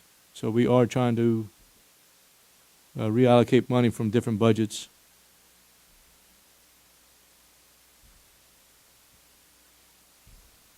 No questions? No. We'll continue. New government complex, 40,000. There's a lot of grant money that's associated with that.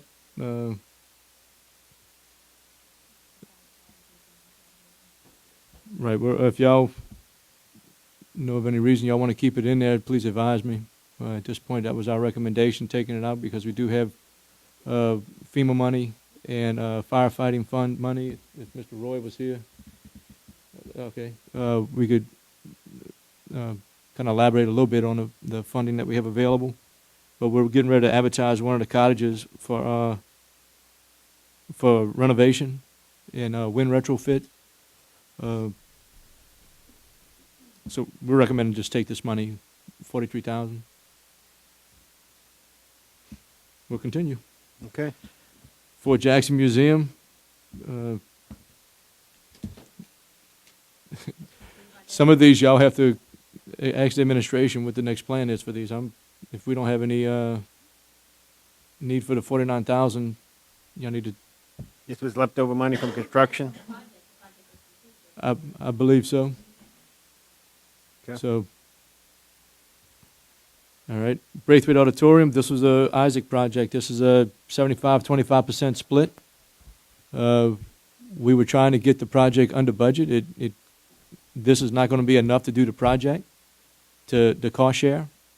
So if we can come up with the full amount, we were hoping that the Isaac money would go from 75-25 to 90-10.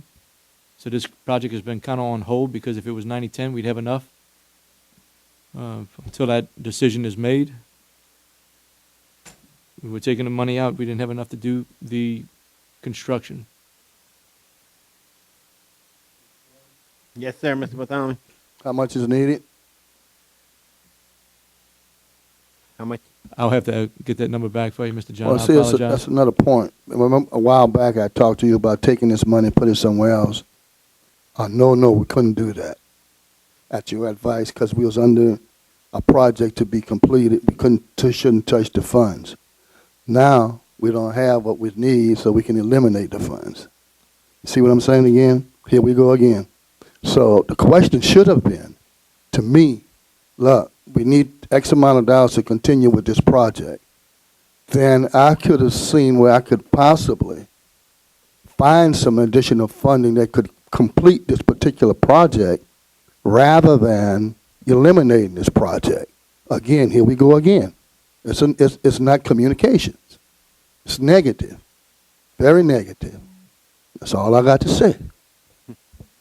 Thank you. All right. Next one, Mr. Government complex, the council building.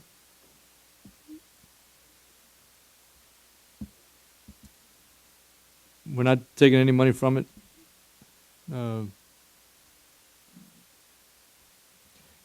The Braithwaite Auditorium project was a generator project. That was to raise the controls, electrical.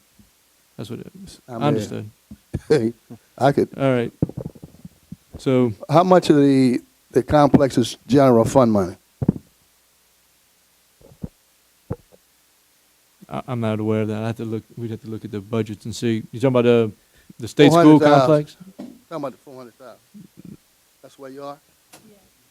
I'm not sure what it.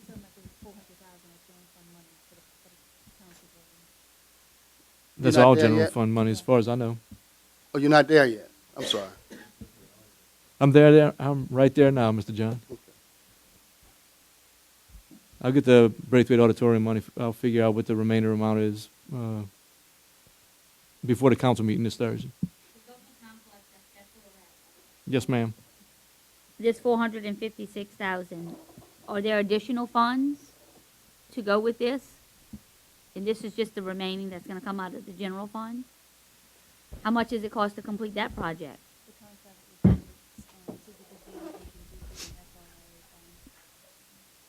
So we had 3 funding sources that did not need this funding here. Mhm.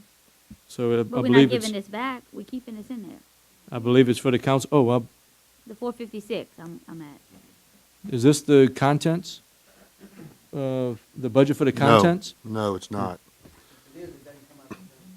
No, it's not. This money was appropriated in 2014, and it's probably about 10% of the total project cost, maybe a little bit more, maybe 15% of the total project cost. But SRIA, CDBG, LRA is really the bulk of the project. I mean, this is, like I said, probably about 10 to 15% of the total overhead costs. But no, I don't think it's for FF&E. Okay, that, Yeah, what is this for? It's for the council building. Is the council building not complete? No. It's already, I want to say, what, 60%? No, less than They- So 60%. where are no, y'all that- officing out of now? Wait a second. The government complex council building that's under construction now, it's my understanding that's being done out of federal funds. that's my understanding as well. And the contents were set aside federal funds as well, out of contents PW, correct?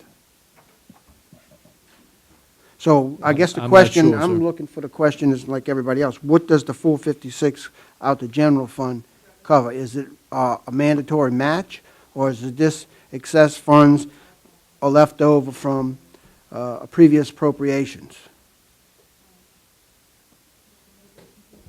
It has mitigation, it's FEMA. No, the mitigation was, fees. Oh, for the. I think the roof and the doors and the windows are HMGP. Right, but for the council building, I'm telling you what was charged there, it was all south, and I think it was Ames. Out of this project, out of this, the 1,000,003, because it was originally a 1,000,003 appropriation. It was 13 or 14? I think it was 14 ordinance. It should be on the 13. Yeah, I know it was a line item, but, I mean, in all of the line item budget that I have, in reference to building 203, this building, I remember seeing that 400,000, and that's the only general fund money used that was appropriated, well, the 1.3 million total. But, I mean, I don't know what specifically this is for. It could have been for asbestos remediation. That's what I'm saying, I know Ames was charged there, and also. No, and more than likely it's asbestos remediation and maybe design. I That's- don't think design, It's like the current council building at The- the new government complex? the one that's under construction right now that's been gutted, and they're building a structural, right. That no, building, the current building that the council members, districts 2, 3, 4, 5, and 6 are located in right now is not a council building. We are temporarily using that building Until y'all. until this building's finished. Okay. And then the plan is to move the administration into the building we're in, the way it was originally designed. Okay. However, we back to the 456, and what is it for? okay, I have right here in my notes, I just noticed I had 9 question marks right there, because I was not sure if y'all had. Well, add any- another question mark there for me. And me. Well, those 9 represent y'all, because we didn't want to touch the money unless y'all had something it was allocated for. If y'all Well, don't the- see the need for it, then let's remove it. I just want to make sure this is not for the furnishings, but it's my understanding there's a PW, a contents PW out there that is going to be used to furnish the building. Well, we supposedly had that in the PW for furnishings of the building, but if this is 456 left over from 2013 appropriation, in those days, they were just appropriating lump sums of money towards that project, which So we- means that maybe this money can be freed up and removed. And I guess that's the question that we need to get answered, to Could make it- sure that we Miss- have the construction contract money to finish the building Yes, and sir. the contents from a PW.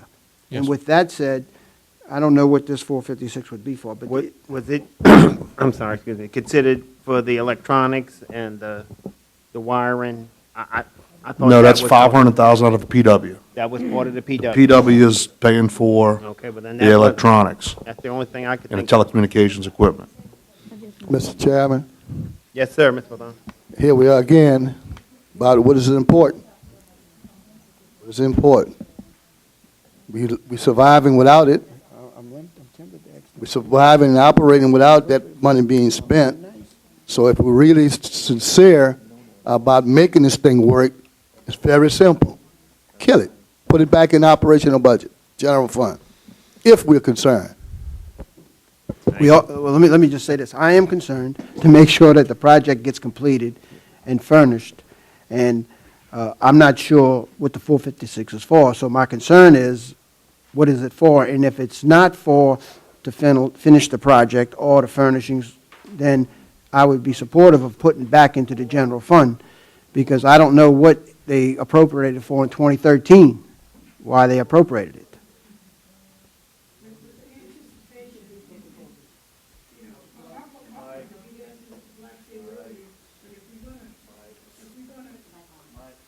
I'm sorry, if we're gonna start addressing the budget based on anticipation, we had hoped that Mr. Cormier would have been housed on the government complex, but he elected not to. So to say that the incoming of the new parish president may follow this council lead is a guess also. Well, I'll tell you what, you know, that building was built for a specific purpose. I probably made a mistake, and I'll admit it. We should have moved the administration in there when we had the chance, and we've got to do a mandamus to do it. I have no problem with doing a mandamus the next time. We got to put people in positions we need to put them in.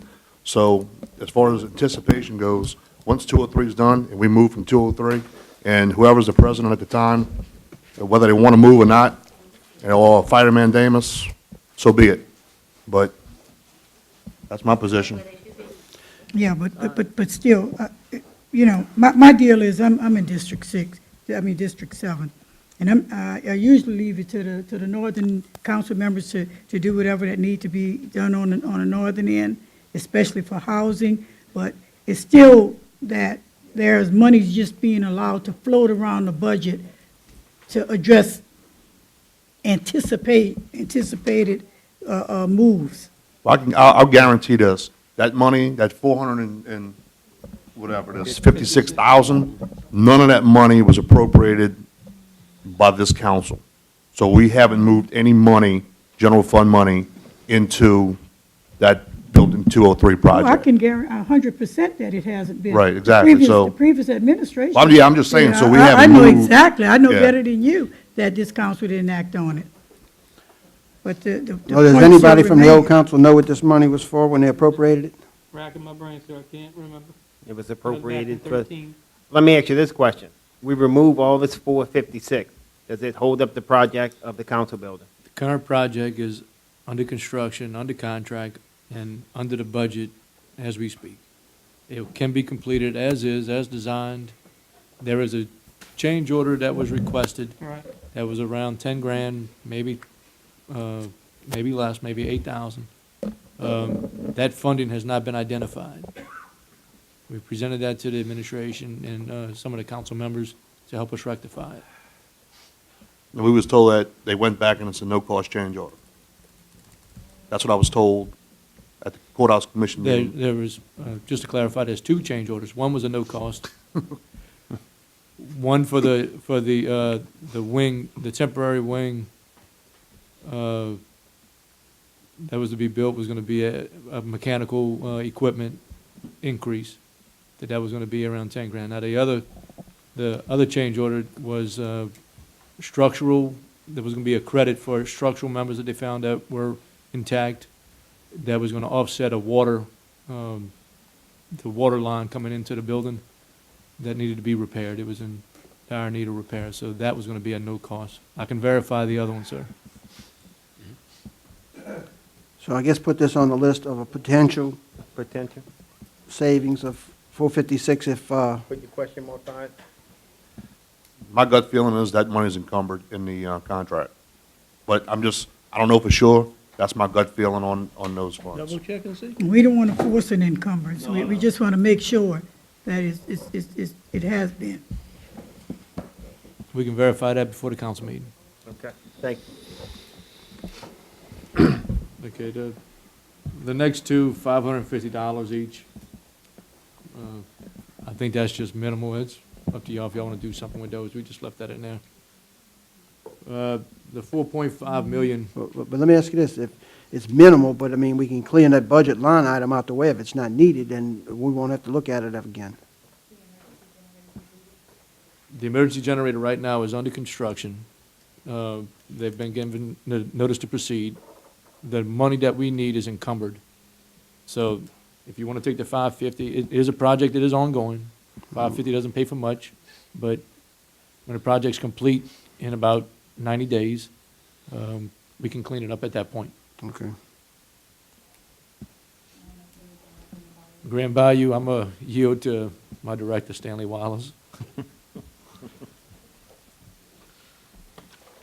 I think Councilmember Salvan was looking for tables or chairs to complete that community center, weren't you? Yeah, but this says pavilion. Yes.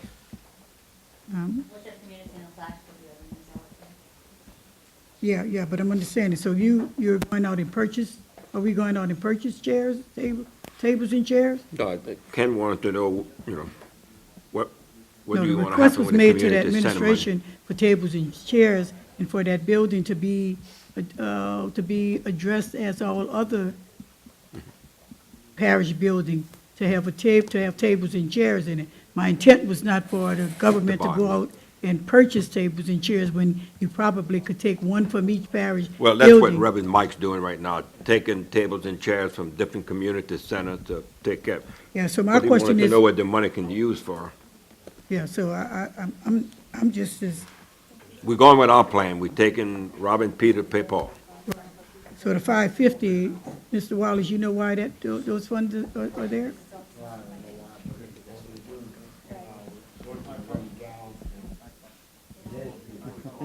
Like I said, you just pay Paul, we just getting one or two chairs from each spot to try to make up that building. Ms. Audrey, Yes.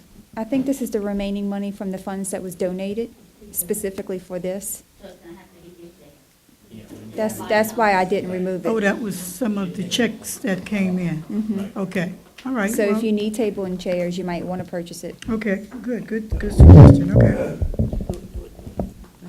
So we can't do anything with it anyway, thank you.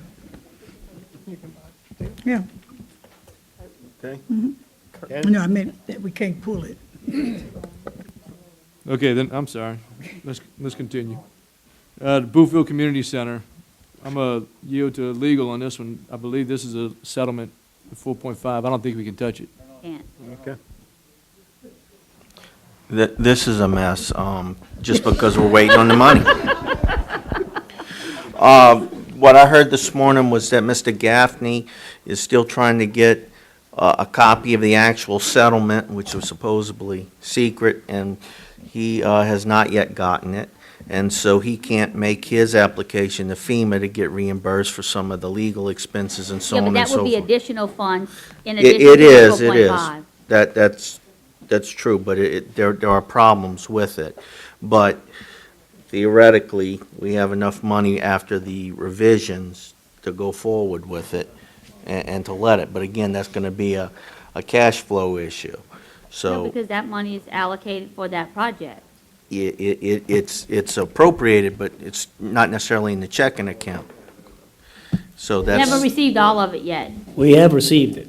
You have But- received. But what happens is with cash, as in all projects, the cash is something You're different. spending it as it comes in. We can You spend it haven't put as it on the comes in, side. but then we'll find the funds for it, when. No, we need to can't do find the funds. We need to leave the funds. No, well, the budget's there. The budget's not going anywhere.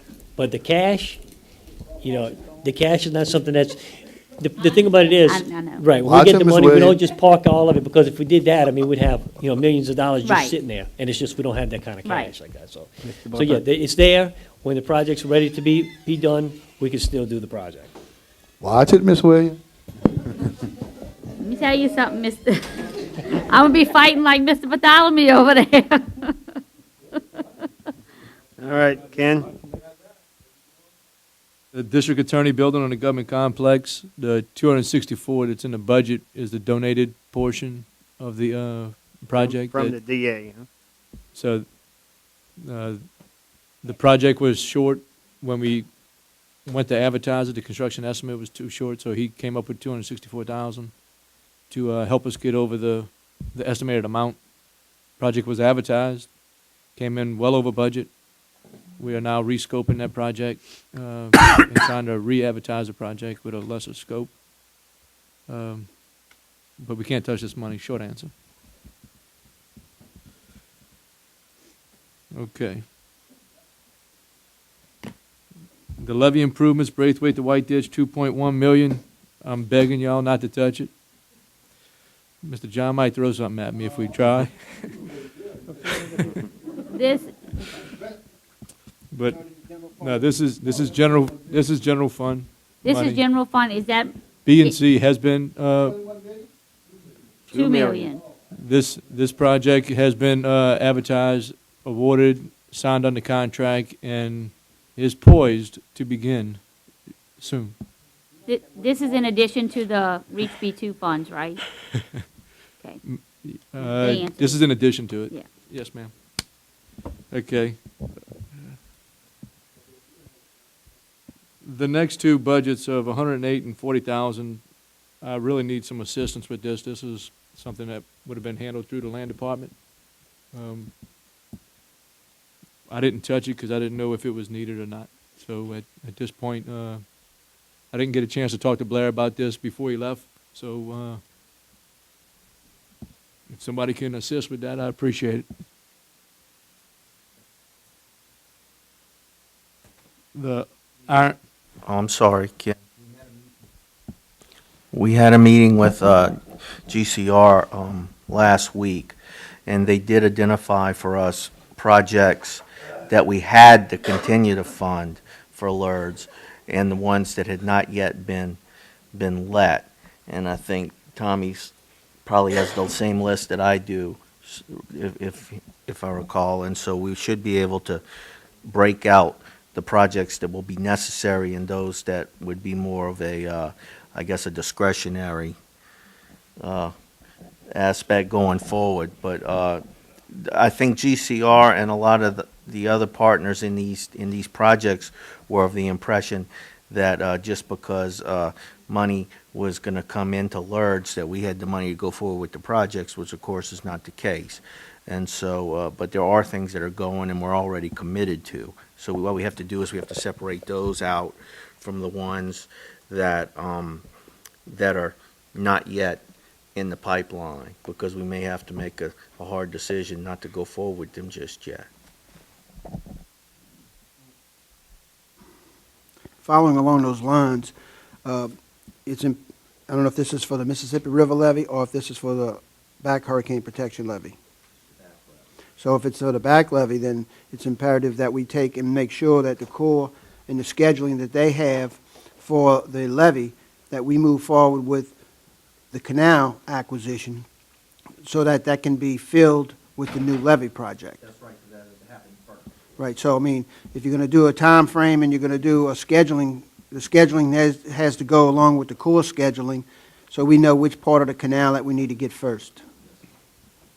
Mr. Chairman, Yes, sir, Mr. Malone. could we go back to the levy, Braithwaite to White Ditch? I just want to get a clarification, understanding. Okay. It's the $2 million was left over the last project that was bidded out. Was that the surplus after the bid was accepted for that B&C? This right here is,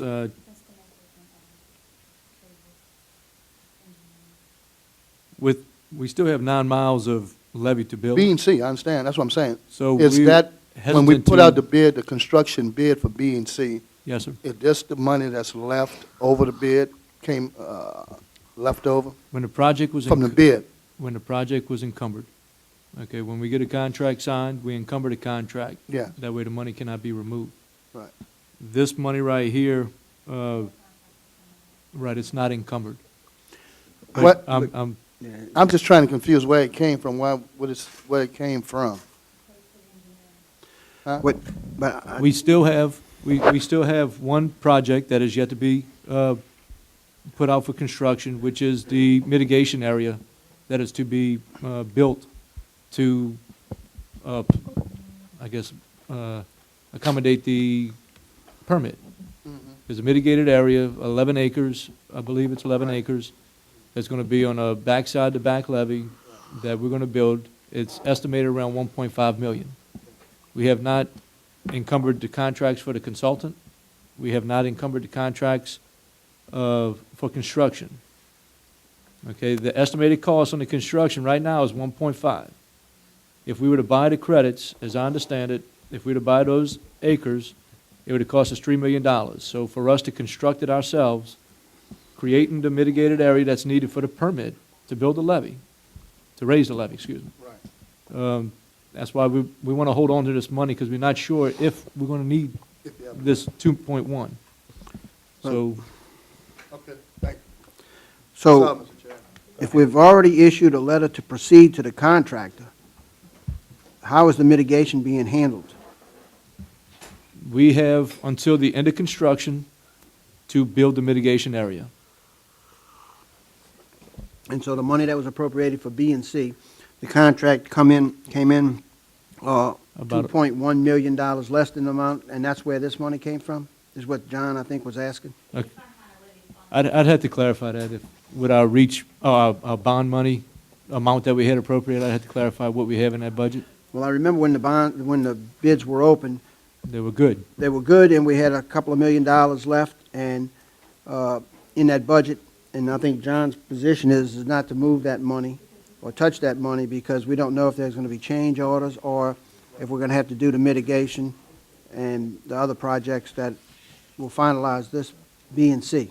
Okay, well, let's, I mean, I'd like to let us continue with the project and see how things, because there's always unforeseen things that happen in construction.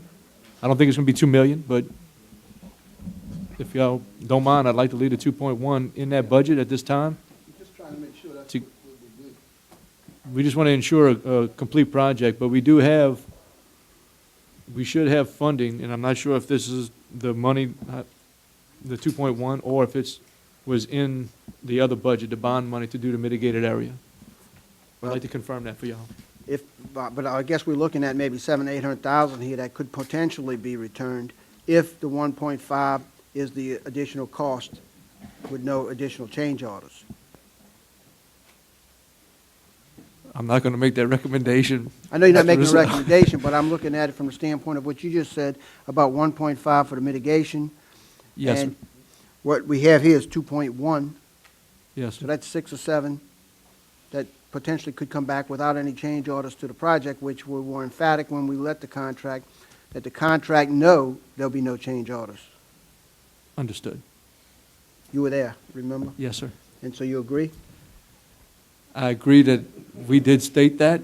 I'm not going to recommend to remove the money from Mr. John's district for that levy. I'm not recommending that we remove it right now, but I am recommending that we keep it in the back of our mind as a potential. Yes, sir. Okay. Where we at, Ken? Okay, Hurricane we just protection. finished up the hurricane section, upgrade to Ironton Park, the $4,000. I recommended we just leave that in the budget. If there's something that needs to be done, Ms. Audrey can use it for recreation.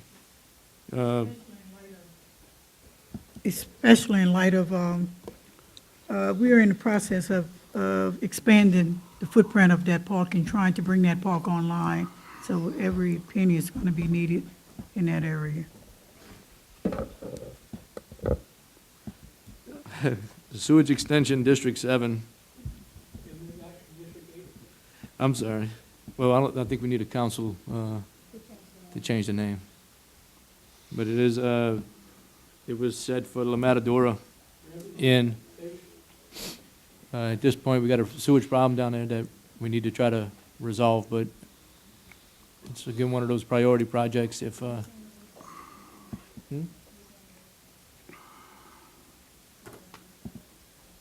We'll look into another funding source for you there, Mr. Edgecombe, but at this point, we'll, thank you, sir. The sewer line T-wall is the Bell Chase wastewater treatment plant.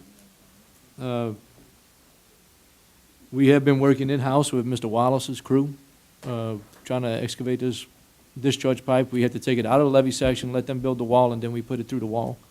At this point, we don't have a cost associated with the construction of the new, but the demolition of the existing is going to be done in-house. So that was a cost savings of around 70 grand in itself.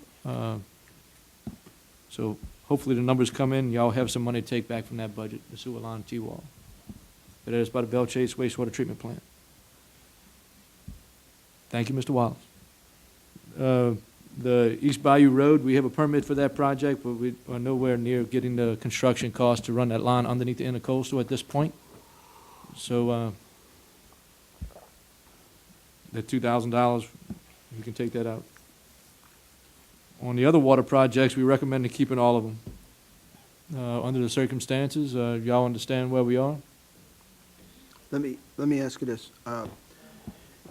Earlier, we talked about the water department and all now having a surplus. Is there any possibility some of that surplus could be shifted to relieve the general fund of some of these expenses? Yeah. Or, Yes, that's what we're discussing, and we're gonna look into that in 2017, if we can move some of those funds into the water and sewer fund, instead of having the general fund pay for these projects. So that is definitely something we're gonna look forward. Well, that's one of the reasons why we raised the rates, just to, That's correct, and the mean- rates were raised for all the projects too. There's, you know, it wasn't just to cover the deficit, but it was to do infrastructure projects too, so that's definitely. well, I voted to one of- raise the rates to upgrade our water and sewage, you know, Right. the things that we're supposed to be using it for. I'm just asking, I think, following Mr. Russo's comment, in 2017, can we at least create some type of specific fund where the revenues go into and can't be touched for anything but water and sewage improvements and those types of projects? Right, there is a water and sewer fund, we already have and the that. water and sewer fund, that's what it's set up to do, to put those projects in there. These are water and sewer projects, but water and sewer never had the money to pay for any projects in the past. So it all came out of general fund. These projects, it's what's left in the general fund. So what we can do is we can shift those projects to the water and sewer fund and let them pay for it. Yeah, I just want to be able to tell my constituents when they say, why I'm paying X amount of dollars for water bills, I'm saying because it's going to pay for these projects. That's correct. And you're Okay. gonna be, but in the water and sewer fund, like I said, there's many projects in the water sewer fund now. It's water and sewer fund is paying for. These are the ones that are left in general fund that general fund's paying for. We were gonna move those over to the water and sewer fund and let them pay for it. And you'll see those projects in that fund. All right, nice. Mr. Chairman? Yes, Mr. Yeah, Lamont. I agree with that, because by putting it into a project list base, that hopefully will eliminate all the cast iron water lines on the east bank when y'all consider doing those things, because those things are very dangerous to your health and can cause cancer, if you don't know what I mean, that cast iron stuff. Thank you. Okay, thank you. Mr. Dugas? Okay, we'll skip through unless y'all want to go water one by one, we can skip through the water projects. Okay. The security cameras for the Empire Boat Harbor and Shipyard, Skip over $1 million for the Port Silver water treatment plant. that I'm not aware of, Mr. Edgecombe. That's, That project's been ongoing for quite some time. I'd have to check with telecommunications and see where we stand. yeah, let's back up on that, Irvin. It's an ongoing project? I'd like to back up. You're gonna have Um, okay. Wait, I'm not hold on, aware wait, of- wait. Is it an ongoing project? To the best of my knowledge, Mr. Lapine, it is an ongoing project, because I've never seen anyone tell me otherwise. Okay. I've been seeing this project on the agenda for years. Understood. Okay. Can we back up to that $1,179,000 repairs for Port Silver Water treatment plant? water treatment plant? That project, Mr. Irvin, is, that is a FEMA alternate project that, what we are poised to do is transfer or change that water treatment plant to a booster station. Right. So that project will need a cost share associated with it. Okay, what is that cost share? I'm going to assume right here that it's 1.179882. But that's one of those FEMA projects that's been lingering out there for quite some time. 'Cause this is why we're getting the water coming from Jefferson Parish, because we don't have the booster station. Am I correct? Right now, we don't have, the treatment plant is, It is operating right now. it is operating at a slower rate to stay in compliance.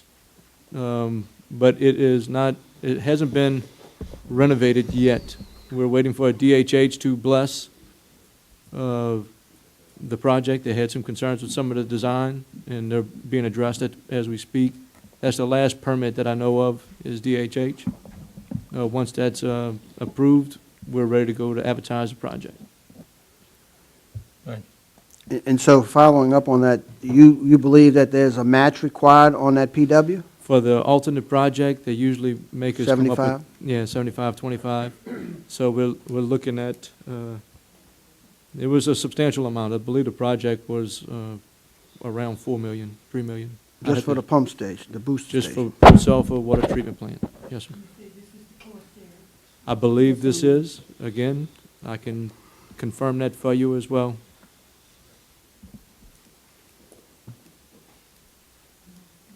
All right. We're almost there, y'all. Security cameras for Empire Boat Harbor. Don't touch it. Okay. Communications disaster system upgrade. Again, I'd have to look to telecommunications to give us an idea if they are utilizing their funds. If the administration has an answer on that, I can find out for y'all. Okay.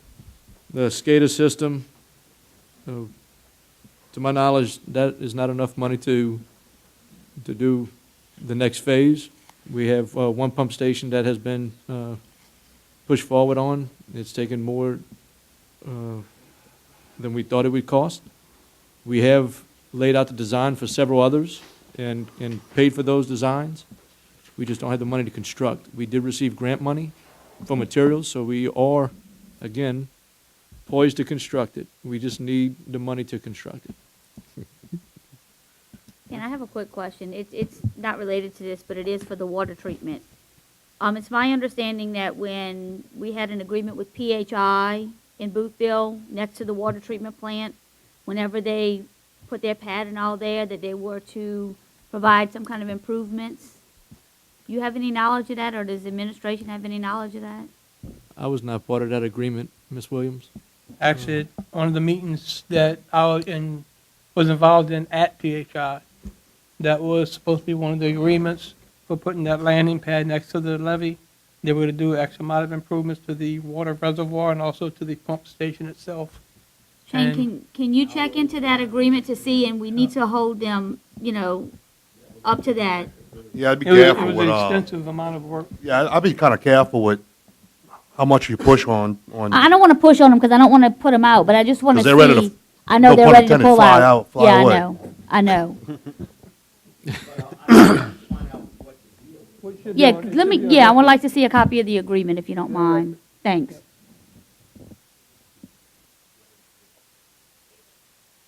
All right, Mr. Dugas, Which one?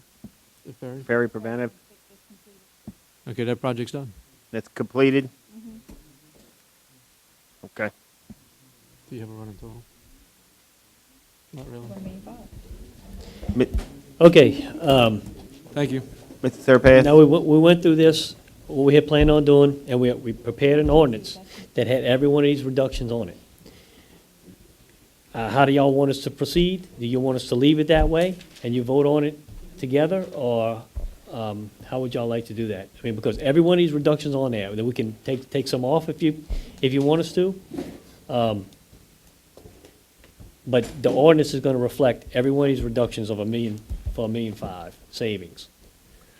Well, I'm definitely not gonna, deal with that Highway 15 at 115,000. Totally against that. Okay, I think Totally then against that. then we'll make amendments. Well, I think right now,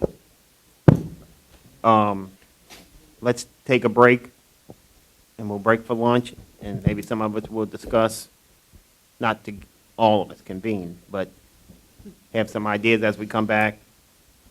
It's approximately 12:50. Can I make a recommendation to make it 30 minutes? Ma- Yeah, let's do it now and then break for lunch. We Okay. do it in front of the camera? I think the camera's still gonna be here. Yeah, but when we outside in the hallway talking about what deals you're making, they're not gonna be here. So, Okay, but let's start. all right, I would Okay. recommend that if we can't That's get, fine with if Mr. Bartholomew's vote for Highway 15, He that wants you to remove Highway 15? take that out and replace it with, reduce the resurfacing and stripping Highway 15. They had it removed, We'll leave that scratch in. it, And take some of the waterworks projects to equal that amount and shift them to the waterworks fund and relieve it there. And let's move on. the waterwork, Russell Drive Booster Station is about 175. You wanna- We can do that, yeah. you're gonna Okay. re- Still Okay, you take wanna that remove 175 the and move it over? 115 Right. out of that 175? The only way I'm gonna vote for that, and I'll be. To make sure that- I think Mr. Bartholomew is gonna like this.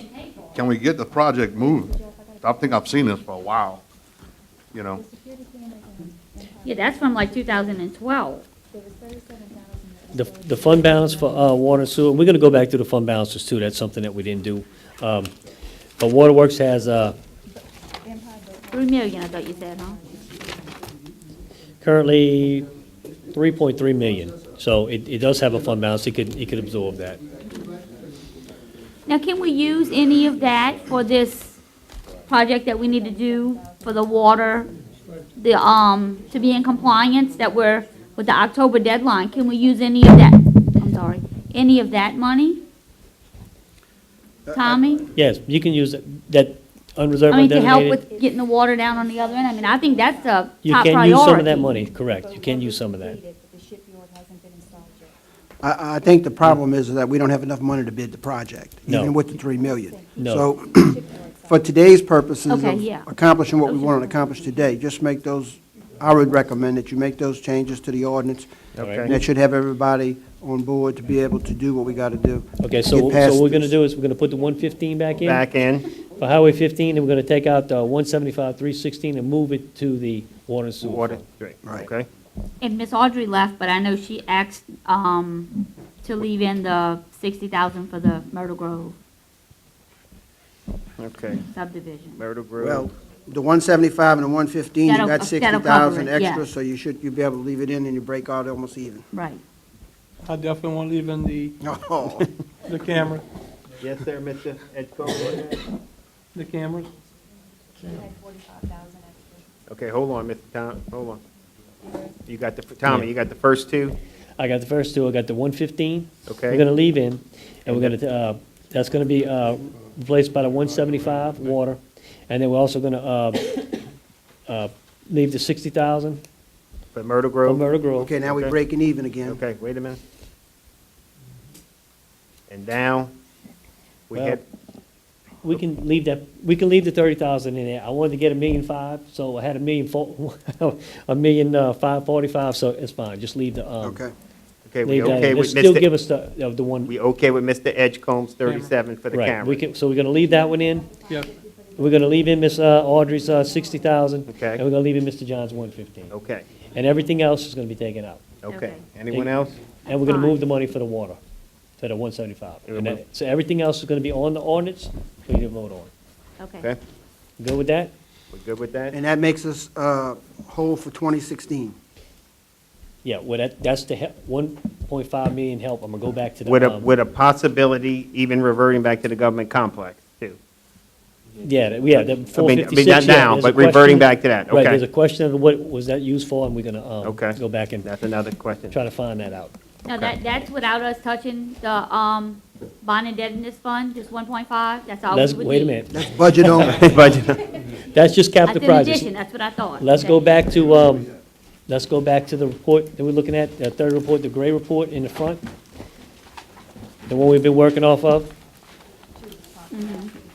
Yeah, we could have popped it out, but yeah. Okay, so that's 1.5 million of the capital improvement defunding. You're gonna get an ordinance for that. The next one, you're gonna see 375. This is, when we met with the, each department, and they requested the positions to give us, they also offered up some operational budget savings. So this is what that amount is. It's actually money that's gonna come out of operating budget for each department, and it's stuff that they offered up. Now, I'm not saying that we couldn't go back and try to get more out of the operation budget, but without doing that, This 375 is, you'll get an ordinance for that also, and it's going to be, what, 2 or 3 pages long because there's quite a few departments and line items. So that's a savings of 375. So that's total, total reduction. That should be expenses, not revenues, I'm sorry. The total expense reduction is 2.9 million. So what you have right now is you decreasing the, your revenues by, it's offset, the net is 6.8 million. Your expenses, you're gonna decrease expenses to help those reductions by 2.9 million. So your difference now is 4,049,000. What I'm asking for you to do is to take $4 million out of bond indebtedness and transfer that back to the general fund unreserved undesignated. Now, you don't have to do that. You could take the money out of the our fund balance that's in the unreserved undesignated right now. So let's go to that. Let's go to the next tab, which says summary by fund. Oh, we're gonna go back to that. Which tab?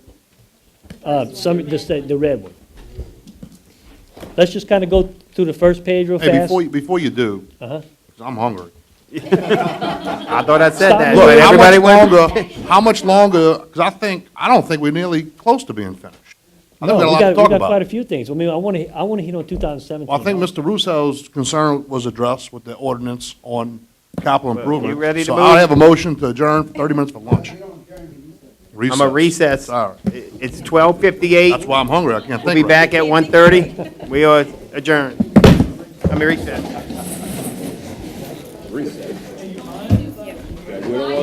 45 for the budget review. Mr. Surpass, can you pick up where we left off?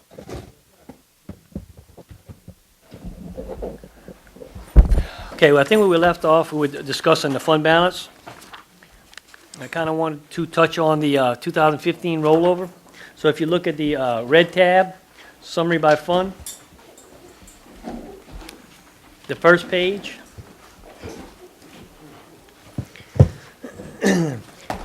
This is a very, very quick summary. It doesn't give you the expenses and the revenues, all that. It just shows you how much we're adding to the 2016 budget with the rollover. If you look at our unreserved undesignated was 591, 682 before we did the rollover. Did the rollover added 3,009,448. So your unreserved undesignated it now is 3,601,130. Let's kind of go through all the designations for the fund balances. The infrastructure is 0. The emergencies is 2,791,820. This is where we've been putting all of the every time we unfund the vacancies, we've been putting it in emergencies. It was $1,005,000. It increased to $2,007,000. Self-insurance is $3,050,000. This is something we can't touch. This is an amount that we have to have in a fund balance in order to keep our insurance rates where they are. Bond indebtedness here is $10 million, and the FEMA projects was set aside as $1 million. I wouldn't suggest touching that either. So what I was telling you, if you look back at that page, the one that we've been working off of, the gray page,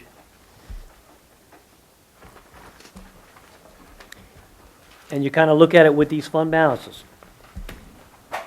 I'm asking that you take $4 million out of the $10 million to help us balance for 2016 out of the bond indebtedness fund. And the reason I'm asking that is all these other funds are in our pool cash account. They don't actually have a separate bank account for these designations. Bond indebtedness has a separate bank account. It's cash sitting on the side of $10 million. That's why I'm asking. If we move the $4 million for bond indebtedness, this would help my cash problem for 2016, and it would balance us for 2016 in the budget. Now, like I'm saying, there's other options. The other options would be to take the money, we have $3,006,000 in unreserved undesignated, and then take the difference out of emergencies, which is the reason we've been putting that money there to help us balance. We could go that route, but then that would not help me with my cash issue. So we're still going to have to figure out a way to help us get through the end of the year. So it either, our only other option there would be to borrow money. So this is what I'm recommending, to take 4 million out of bond indebtedness, and that would give us, give us a balance of 49,000 between the differences of the reductions and all the reductions in expenses, the reductions in revenues, and the additions in revenues that we had. The $4 million would be needed to help us balance. That kind of makes sense? Yeah, For 2016, 2016 only, correct. based at 38.10 a barrel, not 50. Based at $38.10 a barrel. Now, that being said, I want to touch on increase in fees, increase in revenues. This is definitely something we need to look at. I mean, it's, you know, we can't balance everything off of expenses. This problem's not going to go away. I mean, next year we're going to have the same issue, and maybe the next year after that. So the fees, we need to look at boat harbor fees, permit fees. I know they had, you had something on the agenda for that, to increase that. Public health fees, recreation fees, ambulance fees. I know Ms. Williams did one for football, but this is definitely, I mean, if you look at the boat harbors by itself, the general fund is funding the boat harbor fund $500,000 a year.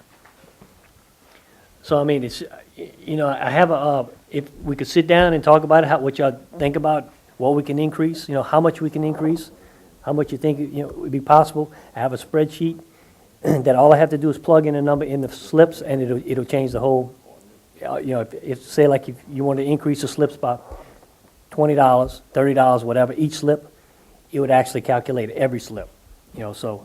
You can make them 100. I agree. If you don't collect it. I agree with Well- increasing the fees. I do think that there is a need to increase the fees in the boat harbors. But we have to make sure that our boat harbors are up to par, providing the services that we're saying that we're gonna provide to these, people that lease these slips or rent these slips. There are some harbors that there are security cameras installed that don't work properly. There's improper lighting. You know, we have a collections issue to where, I mean, I know a lot of people owe a lot of money. What are we doing to recoup those? I mean, if we start evicting, you know, that might send a message. I know we don't want to do that, but Well- you have to start somewhere. You're right, we've been trying to do that for years. I I mean, know any other harbor where you don't pay you.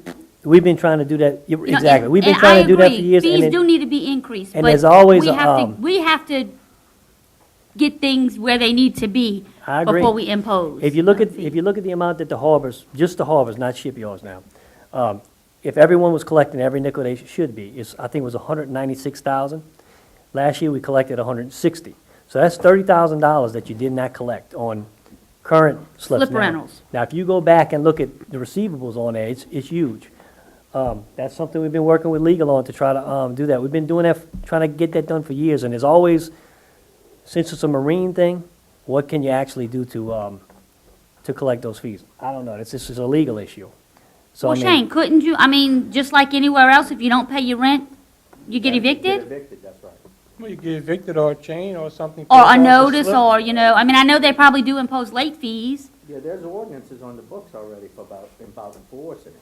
The problem is we don't have personnel to go out there and do the enforcement on any of our ordinances. Nothing's in. So what's the potential increase if we move forward with privatization? I'm not in favor of that. I just feel that if we privatize it, it's gonna be a big increase on the constituents.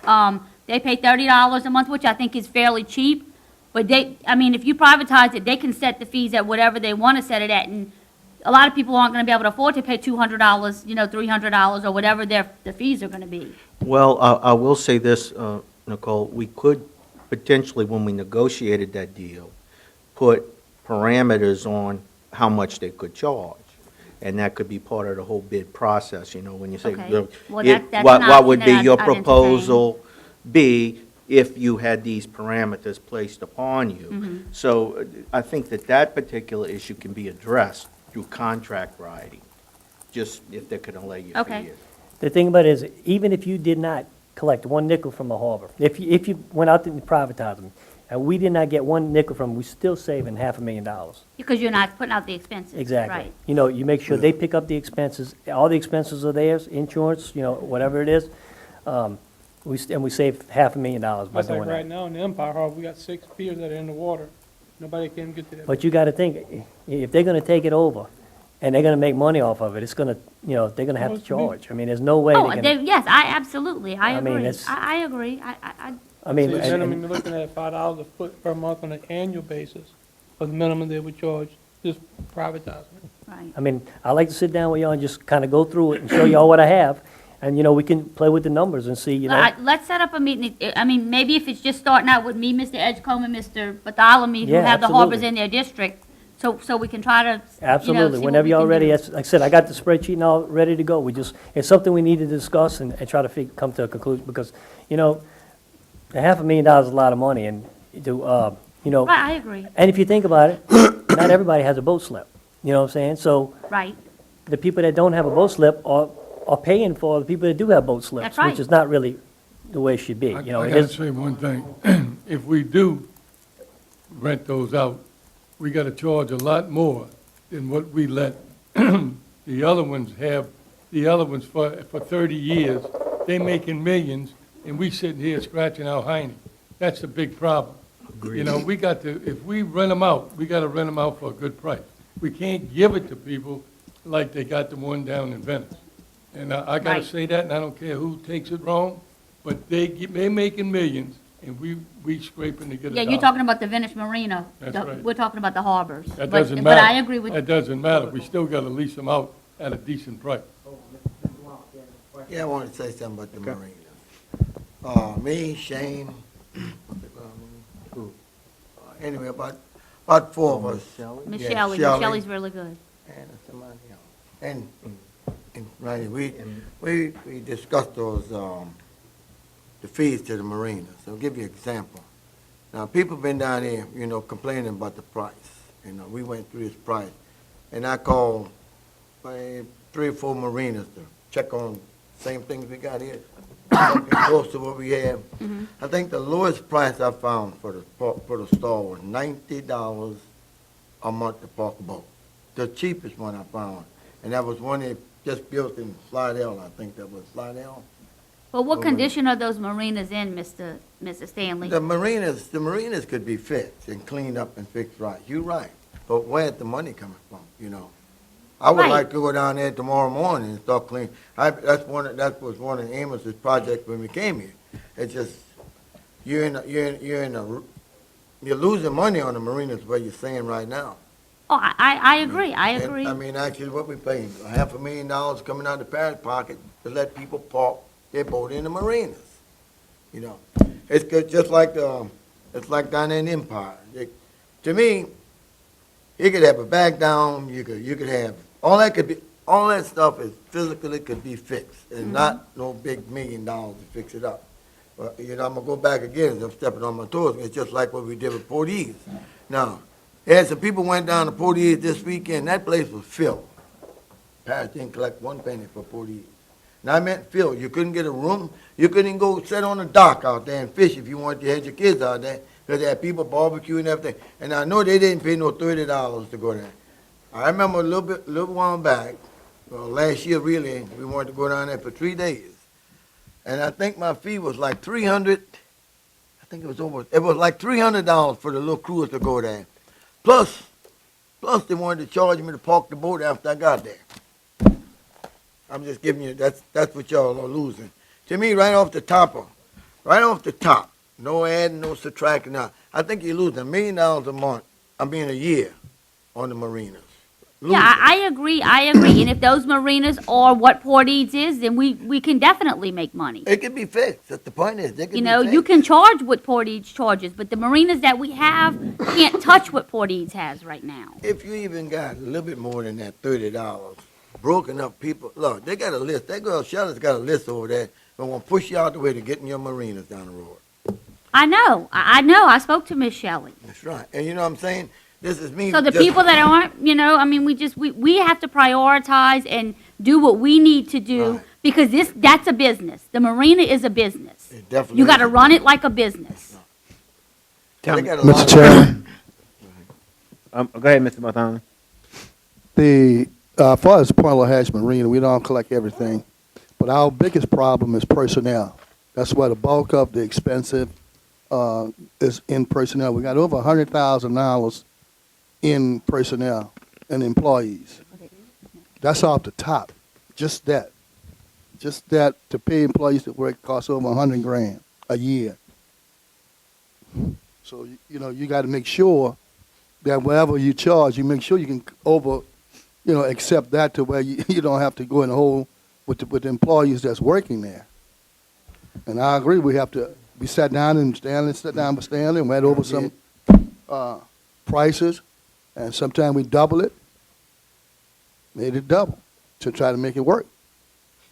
But just like Nicole said, the things you're going to offer people, they have to be ready to be used. Now, the other thing I talked about was doing a blanket a fee assessment, or just a plain fee, so like my old friend Sam Pistolata, an impact fee on the water. Charge everybody a $10 rate for each slip, because each of the slips has a water meter. We don't charge them for that. So that means that we can charge each slip a $10 fee per month for water. That'd be additional funds that could be collected from the marina itself. So if we can do that and double the price of it and the $10 fee and fix up those slips, I think we should come out to the good. I know in Venice there's no water meters on the slips. I mean, maybe that's the way it's set up over there. I know there is like water hoses and they can access the water itself, but there's no individual meters per slip. Yeah, I'm just talking about Point I'm not discussing right. I'm not discussing no other marina. Okay. But that's not that hard to fix, put water meters in.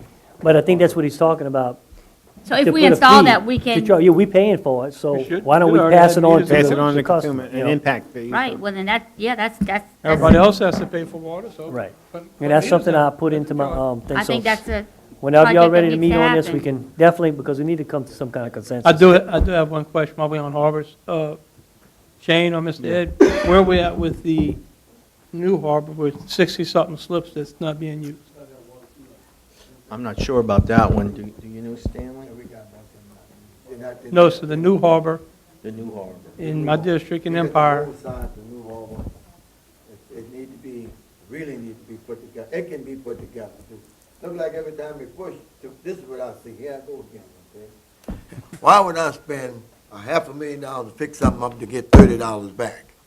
That's what I see. That's a good question. I was about to ask the same thing. Has anybody done an analysis on the boat harbors, either get the harbor master to do it or somebody else to do it, to find out how much it's going to cost us in capital improvements to get the harbors in the condition they need to be in, like Ms. Williams had just said, and when you do that, then how much is it going to cost? How much are the fees going to go up? I mean, because we might have to spend $500,000 to $1 million in each boat harbor. And in order to get that money back, we're going to be charging, $50 a foot. I mean, so it doesn't make any sense to do it. well, That's the question. the harbor I'm talking about is a brand-new harbor that has been finished. It's either in litigation or wherever, and it's just sitting there. The grass is growing up, you can't even get to the piers. That's what I'm talking about.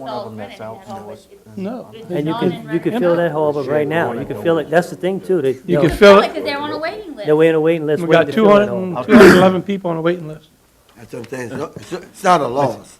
If you put the money up to fix it, it's not a loss. I know we sent emails, Mr. Russo? numerous emails on, trying to find out where it was at in litigation. Yes. Thank you. If it's ready to go, we'll get okay from the council and we'll go with it. Talking about the new slip that we're talking about that has never been opened, I would suggest that we do just what Mr. Black said, an analysis of what it would take to operate that slip. And if you got a waiting list, make sure that when we open that harbor, the rates are adequate to be able to pay for itself, because right now, no one's paying anything, so they shouldn't be shocked when you charge that opening rate. And, I mean, I can tell you, we've done that in the past. We had that worked out, and we were not able to get it passed through a previous council to be able to set those rates. Actually, Mr. Roussel, it would actually be, I would actually like to be the guinea pig and set the new rate with that harbor, once it's agree. able to be open. I would love to do that. Go by the foot, so much per foot per month.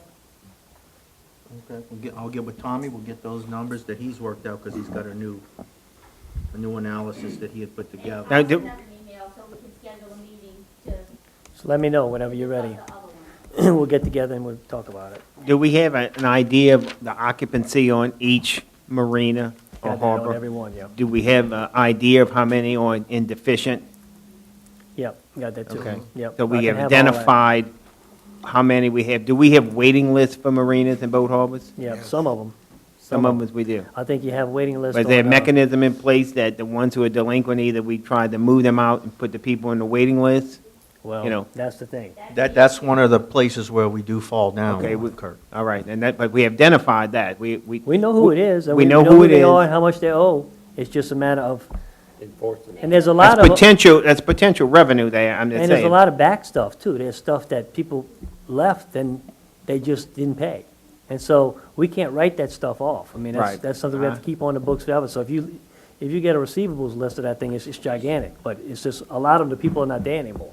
Actually, in Venice years ago, I don't know if y'all remember, Mr. Nunny Bourgeois, he used to police that harbor like it was his backyard, and if you didn't pay, you didn't stay. Well, can we get a company, or maybe, it might not even have to be a company, like we did with sales tax, to recoup the, That would probably be the smartest thing, and in fact, we should probably look at doing that across the board with ordinance enforcement, because we have poor ordinance enforcement on all code issues. well, we need a code enforcement, yeah, officer. Okay. All right, Okay, Tom. well, I just wanted to bring that up. And then the other fees, I know, like I said, permit fees, I think you have something on that. Ambulance fees, you know, to help out the fire department, that's another issue. The fire department altogether. As you saw, the decrease in revenues is $2.5 million. It's gonna have to come out of the fire department. I'm gonna get with Roy, and we're gonna discuss that and see before I give you all on it. 2.5 deficit? Deficit. Well, his sales taxes, the revenues went down, and that's his only revenues at this But point. again, this is another item where there are some deficiencies of people not paying bills. No, this is just sales, Oh, sales okay. taxes, sales No, taxes. no, no, are I'm one- talking about ambulance fees. Ambulance, that's what was my Ambulance, question. yeah, ambulance. Ambulance fees, are we Yeah. still in the process of still trying to collect some deficient? Shane, And is we- that and correct? we charge- Yes, sir. Well, you know. Yeah, there are people that don't have a pet, and, you know, a lot of times, they're using the ambulance, to go make groceries in New Orleans, and that puts a strain on the system, but there's no real way you can stop that. You know, that's humane anyway, so, I mean, it's a problem. I think the collections is something, and Mr. Roy, he can maybe elaborate on this, but We're looking at coming to the council with a proposal to increase fees. There's a lot of rules that, incidents that we're not charging fees at all. What we've done to date, is that we've taken a look at all the public ambulances, and we are by far the cheapest in the metropolitan area, and most of them are charging for turn-down runs. So we're looking at coming towards the council with a new fee structure. Thank you. May I say something real quick? Before Mr. Cormier passed away, he and I had a few discussions about the ambulance service, and one of the things we were kicking around, and we didn't get very far into the analysis, was possibly privatizing the service in Belchase, where you can actually get a company to come in and do it. But then with the rest of the parish, maybe give it to the hospital board and let them run it, and then you could take maybe, at least it's an enterprise fund that way, and you might be able to solve it, but we didn't get too far into the analysis.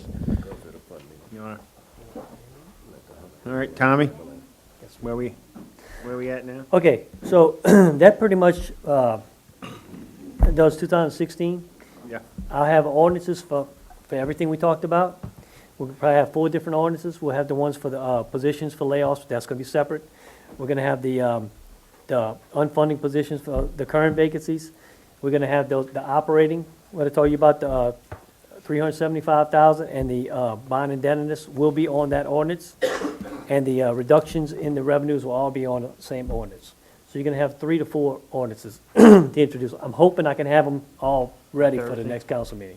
I know Mr. Black has the one on, for the unfunding. I won't do that one. We'll just go ahead and use his, and we'll make the changes like you. Well, no, let's get the changes. Let's try to get the changes. I know Angie gives them to me, you know, prior to the meeting, but Right. let's try to get, get something by Wednesday. I'll get Angie to work on Evening. it. She's got most of it done. See, because what we did was I didn't even realize you had a new one on the agenda, so I got her to do a whole new one. Okay, that's fine. I mean, I don't know, there'll be a lot of changes. Can we do a substitution for that? I mean, would that be okay? If we could do a substitution for that one, it'll be a lot easier to do it that way. We'll have it to you tomorrow. Yeah, that's fine. Okay. So that takes care of 2016, unless y'all have any other questions. I mean, this is the ideas, if you have any other ideas, we can go with that. Mr. Russo? So to recap the 2016, we will be balanced at $38.50 a barrel with all of these changes and moves, and we'll be taking $4 million out of the bond indebtedness fund, mainly because of cash flow issues. That's correct. That's correct. And that will leave your fund balance in we'll still have a $3.6 million fund balance in unreserved and designated, and you'll have, still have the emergency fund, which is 2.7. Now, that's not taking into consideration if we have a storm, knock on wood, because that throws everything else out, But, that'll get us balanced for 2016.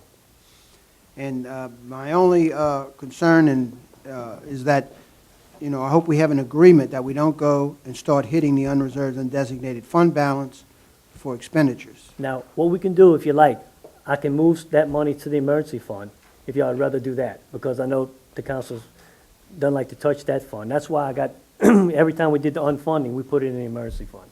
I can put in the ordinance to move the funds from unreserved and designated to emergencies. We could do that. And leave a Leave $500,000 about half a million, unreserved, yeah. undesignated fund balance. Right.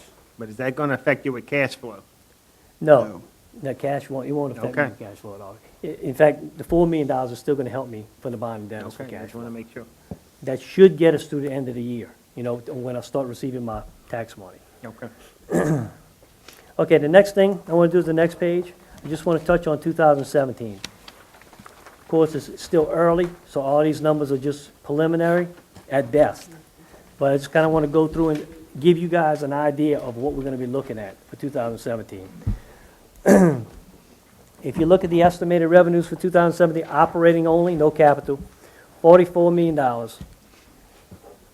If we can leave it the way it is at $50 a barrel, we won't see a reduction in the oil and gas royalties, because it'll be exactly the same as it was in 2016.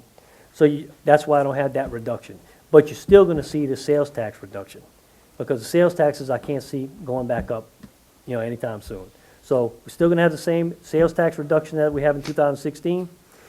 We're going to see the ferry tolls again. They're going to increase in 17. The drainage agreement, you're going to see that increase. Now, this is what we need to talk about, is the reduction in ad valorem taxes. You all know that with the new assessments, ad valorem taxes, we're going to see a decrease. If you go to the tab supplemental information, the green tab towards the back, it's blue sheet, blue page.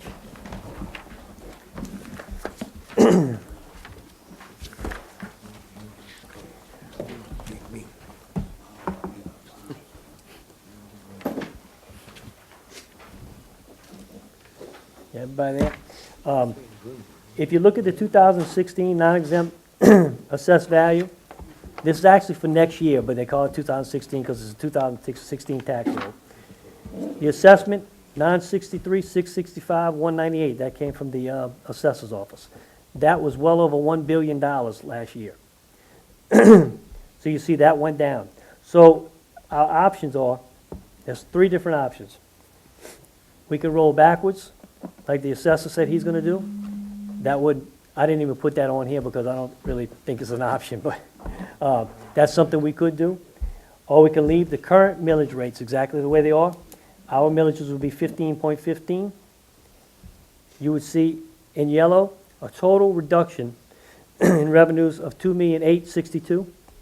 General fund effect right next to it would be right over $1 million. So if we decided to leave the millage rates exactly the way they are, we would lose $1 million.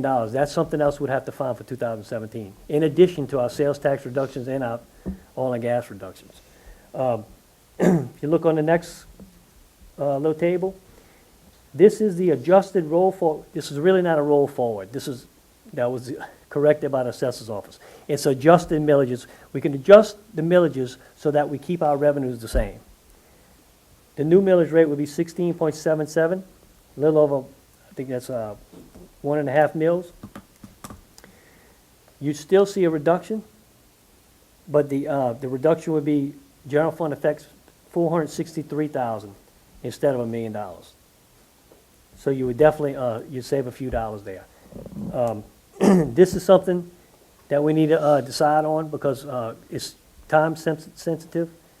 I got with Shane, we're gonna have you on a resolution, 2 resolutions, one to leave the millages the same, and one to do the adjusted millage. If we decide to do the adjusted millage, it has to sit over 30 days.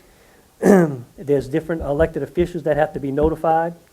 It has to be put in the newspaper, so there's a bunch of things we have to do to make sure this gets through. And you won't be able to vote on it actually until the September 8th meeting. So you have to introduce it, which is an announcement that you're actually thinking about doing this. But you won't be able to vote on it until September, I think it's September 8th. That would be, and that's the last time you could vote on it. So it couldn't sit over, couldn't be deferred or anything. You'd have to vote on it at that meeting. If you decided to keep the millages exactly the same, it's just a matter of passing an ordinance. So I don't know how y'all feel about this.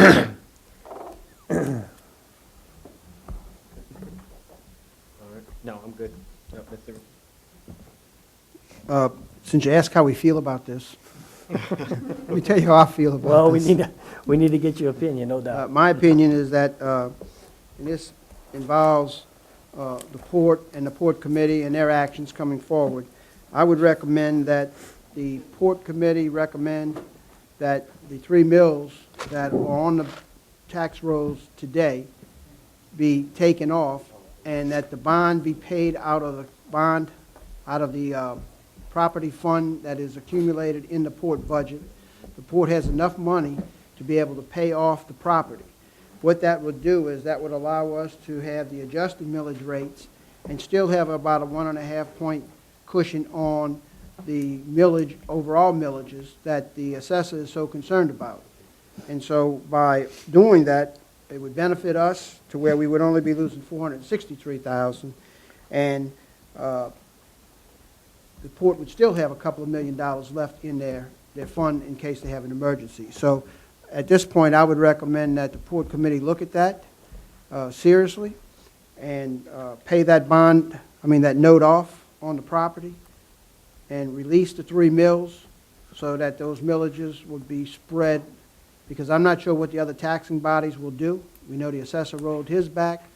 Ours will be going from 15 to 16, which half of that would be covered by the release of the 3 mills, and the other 1 point would be a cushion for some of the other taxing body that may decide to roll their millage forward. And I think what the assessor is recommending is that we need to keep the entire millage rate at a reasonable competitive rate so we don't lose any more taxing authority or any more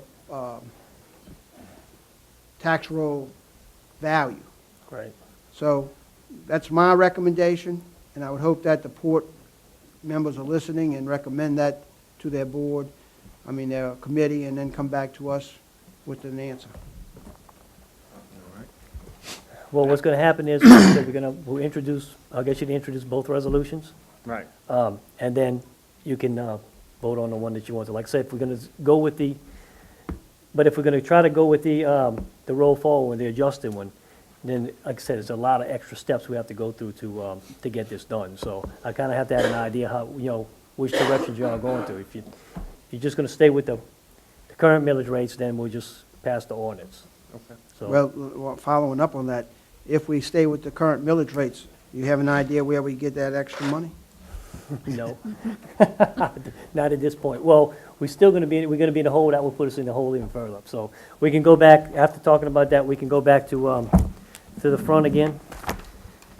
I just want to elaborate. I share the same sentiments as Mr. Russo on this issue. Okay, good. I I don't think there's any way we definitely can't roll backwards. And even that's $2.5 million for all funds that you're going to lose. Right. So, it's, if we could do it, we were able to do that in the past. We used to do that in the past, roll those numbers back to be able to keep the same amounts for the constituents to pay, but there's no way we could do that now. Can't see it. So, that, Let Well, I was just saying that decision means a couple of $1 million difference to us. Absolutely. Right. $2.5 million, I mean, you're looking at, well, $1.5 million if you look at, because I can tell you what happened. When the millage, the assessor changes the millages, the adjusted millages, so that your revenue should stay the same. Ours is still gonna decrease, because what happened when I did the budget in 2016, I used the preliminary tax roll, because the tax roll is not done. When I got the real tax roll, it went down. So that's why the numbers that he's looking at the real tax roll, well, that's not what I budgeted off of. I budgeted off the preliminary tax roll because it didn't have the real tax roll at the time. So that's why you're not gonna see the same amount that we're receiving in 16. But either way, it's gonna be a decrease. So if you look at that page again, that blue page in the front again,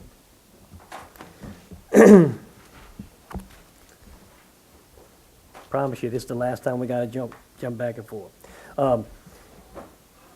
That decrease of $1,083,000 would be more like $400,000. So that would help you some.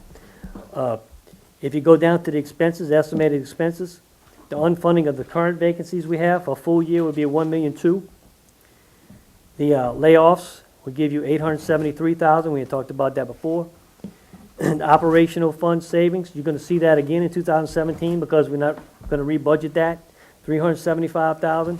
This gives you a total estimated expenses of $47 million.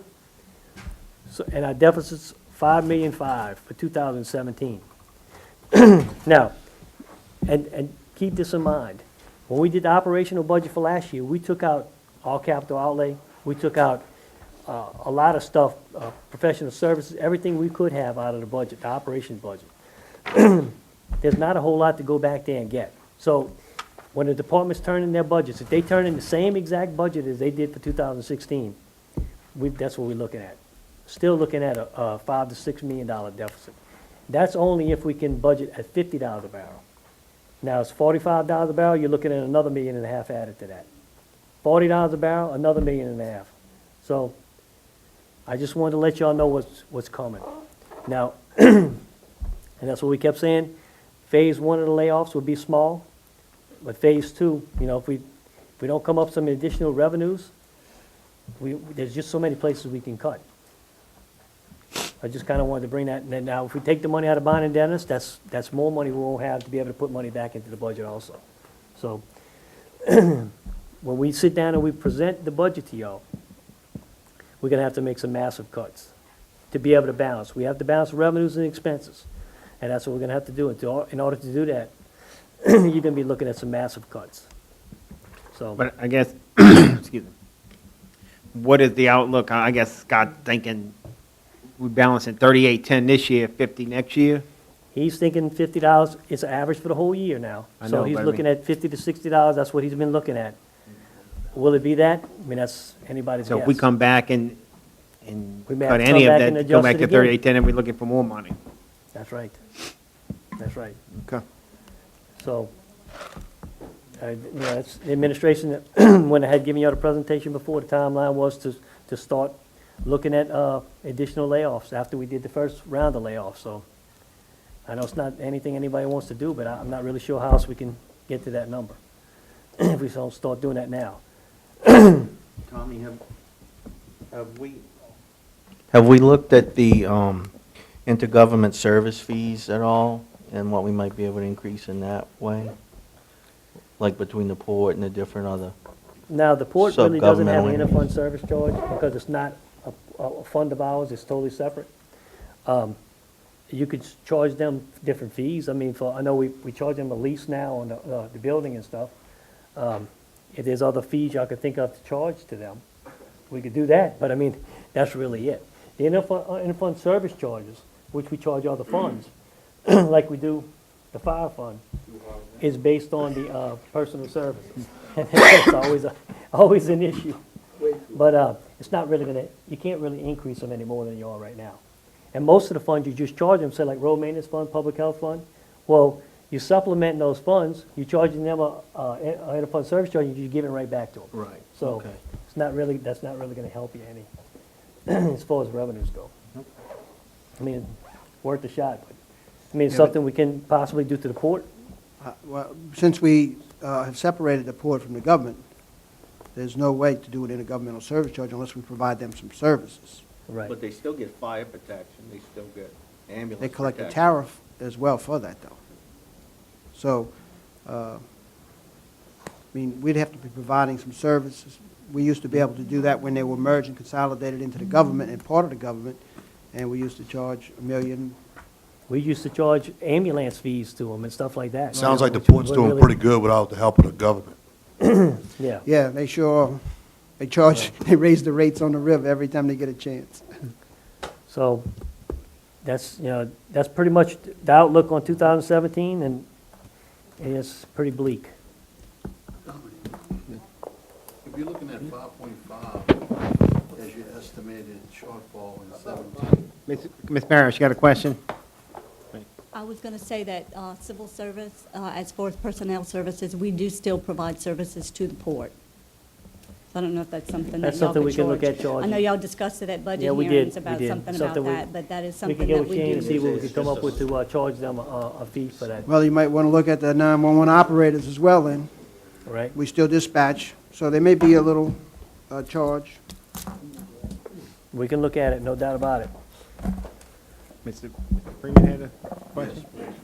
If you're looking at 5.5 million as the shortfall in 17. You got a microphone? He's got one. There's one down here, Mr. President. He's got one.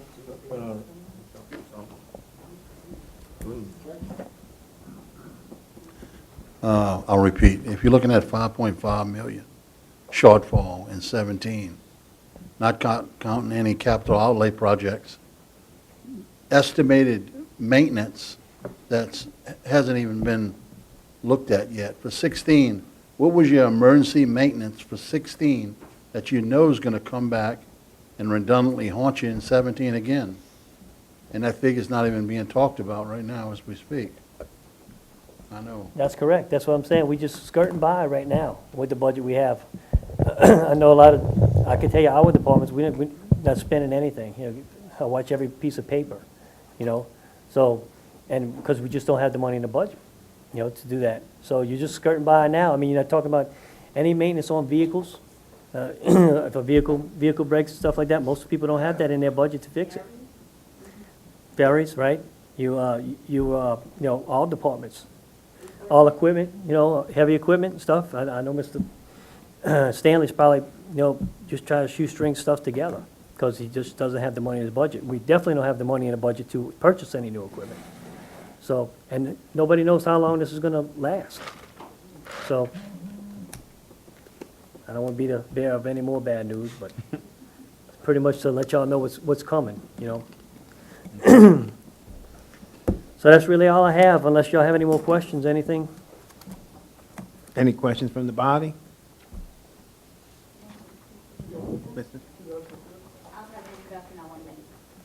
Before that, are we gonna, I mean, how many more times do you think we're gonna meet before the end of the year? We can meet as many times as y'all want to. I mean, it's up to you. Now, one thing we didn't do here that we have done in the past is we met with all the supervisors and tried to, to see what they can offer up to cut their budget. I mean, I don't think there's a whole lot there, but we can look at those That's departments. what that's my point. I mean, So we're we sitting can do here that. right now in July. We have 6 months until the end of the year to 17. I think we need to do as much work as we can at some point, very, very soon, to set ourselves up for 2017. There's no reason to come back in November and then, when I come back in November, I want to have had these conversations, and Mr. Terrio can say, well, we've reduced the workforce by 20%, and this is how we've done it, or we've reduced operational costs by 20%, and this is how we've done it, as opposed to coming back in November and saying, man, we should have reduced operational costs, and we should have cut our workforce.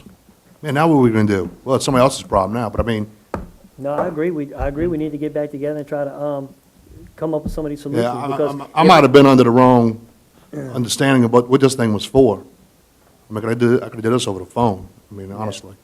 I mean, I thought we were here to do some work, but Well, I appreciate y'all coming. Well, I just wanted, But- I just need to let y'all know how we're gonna, what we're gonna do for 2016. Well, I would suggest that we come back, I mean, as soon as possible, or administration get with the department heads like we did last year. Everybody come and say what they could offer, what is essential, what is not essential.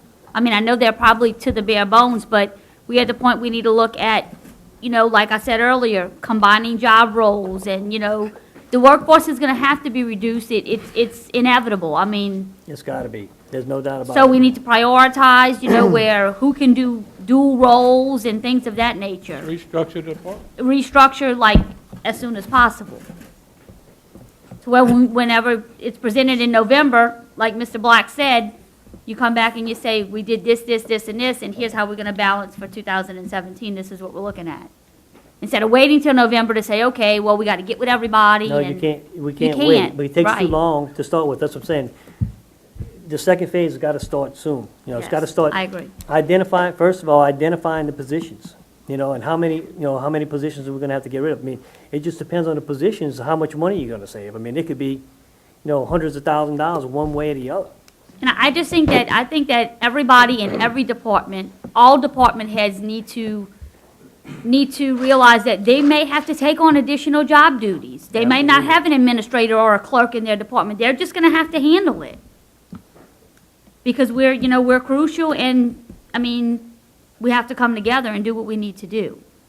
I think what we need to do is decide what fees we can increase and start getting that rolling right now, get y'all some introductions and get those things passed, and we meet with Boat Harbor and try to figure out what we can do with that. We can do that in the next couple of weeks. Increase the most revenues, if we could get $1 million out of that, that would, it would help. But you're looking at almost $6 million at least Right. of a deficit for 17. If we have to sit down and do it like we did last year, we're just gonna have to cut out whole departments. That's the only way we're gonna get to that, because we don't have the, You don't have extra funds to. we don't have the capital outlay Right. money, the capital improvement money, we just took all of that out. So there's very little of that left. So we're just gonna have to decide which departments. Just like Mr. John had said earlier, we're just gonna look and say, what are the things we have to fund? What are the constituents paying for? That's right. And whatever they're paying for, that's what you have to have. Everything else is gonna have to be cut to the bone or cut out altogether. So, but yeah, we're willing to meet anytime y'all want to. I mean, we have to start putting the 2017 budget together in the middle of September. So if y'all wanna meet again sometime in August and get with the supervisors and try to cut as much as we can. Mr. Chairman? Yes, Mr. Malone? I agree totally. But also, I think we need to, if we're going to start cutting the number, get that done early as well, to put people on notice, so that if they decide they want to go somewhere else and be able to get something else, that'd be fine. But as soon as we can identify those positions by names, I think we need to let them know so we can move, so they can move forward and we can move forward, rather than at the last minute. Because I know during the holidays, Christmas time and all that, it's a I rough agree. time to do stuff, like that. So I would appreciate it if we can do it early as possible, just to put them on notice. Tentative, this is what it's going to be. It was, it was pretty simple to do it the last time. We met with supervisors, they're not gonna offer up anybody else. It's gonna be a matter of the administration starting to look and see what positions we can get rid of. Mr. Terrio? Well, during the process of eliminating the position, I'm sure Ellen can attest, a lot of them made the comment, how about unclassified position? How about the higher echelon? Sooner or later, we're going to have to look at that, the judges, the DA. I mean, you can't fool with their budget, but you can cut the bottom line on them, make everybody pay a little bit. As far as the department, we're going to need some input from the council, and I'll use Councilmember Edgecombe as an example. The Empire Bridge, Empire Locks. We got employees for the bridge, we got employees for the lock. It would be possible to put them all part-timers and put them on the Jimmy, and he could call them to operate the bridge or operate the lock. But we're gonna need some input, because that affects your district. Those are just one of the things when we're talking about combining the departments. No, I understand that, and actually, I'm glad you brought that up, because I was kind of questioning why, back when the locks were closed for 3 months, why was the Empire Drawbridge still attended? If we're talking about, cutting costs, somebody should have been up on that and made sure that tenant went and did something else for 3 months, or those tenants, went and did something else for 3 months instead of sitting there, watching the birds fly by. So But what we'll entertain anything that we can to help. Okay. Just as long as it goes across the board and everybody else helps the same way we help. So as we get the possible conversion, we'll send them to the council, and we're going to welcome input, since it will affect most of your district. Yes, sir. Before we implement them. No, we don't, Last time we looked at it about a month ago, all the different departments we could merge, and I think we were looking at probably the most 1 million savings. I mean, there's just so much you can cut without stopping the service to the people. That's the problem. How much What service are personnel we can you willing actually to cut? give up? How Yeah. far can we get down and still provide the services we're supposed to provide? You're not gonna have the services you had before, but, Well, my question for civil service is, how constrained are we by these job descriptions? I mean, I think, that's- as Ellen said before, I think that at the bottom of each job description, it says, or whatever your supervisor, that was the requires question I you to had do. before. So Well, when you restructure, if you restructure the departments, do you have to restructure the job description as well? If you're gonna, say, have, someone do dual, if you have an administrator and it says the administrator's job description is this, this, and this, and then you're gonna also have them doing something else, will that job description have to include that? Or can you just have a, If You're not gonna it get it. changes, what they're doing, like 90% of their work, then you should address the job description. But just as I had said before, if you want them, to combine duties, to do something else, you're. It's at the they can- supervisor's they can- discretion. Yeah, administration can have them do whatever they want them to do. okay. And what we would do, as we get a department merging, we would go with civil service to make sure that we stay within the parameters, the guidelines. And if need be, can you rewrite the job description? Oh, yes. Administration, can ask us to sit back and revisit that. Yes, we can. And if we merge two of them, we may need a different job description to fit two jobs. Right, we can do that. And sometimes the minimum qualifications may not change. If it's a clerical job, that's, still a clerical job, it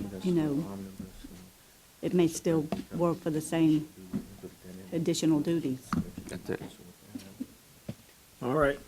Any more questions from the table? We got an introduction from Ms. Williams. Yeah, I just have one introduction. An ordinance to amend and as amended readopt ordinance number 16-58 relative to a hiring freeze and otherwise to provide with respect thereto. Thank you. Anyone else? Mr. Sir President, I'd like to thank you for your presentation. Appreciate it. Thank you. Is there any more questions? I'll entertain a motion to adjourn. Hearing by Mr. Edgecombe, second by I'll second. Ms. Williams. Ms. Tooper, you call the roll, please. Councilmember Bartholomew, Yes. Councilmember Black, Councilmember Lapine. Yes. Councilmember Gino, Councilmember Roussel, Councilmembers Burt and Trufant Salvon are absent. Councilmember Edgecombe, Councilmember Williams. With a vote of 7-0, we are adjourned at 2:36.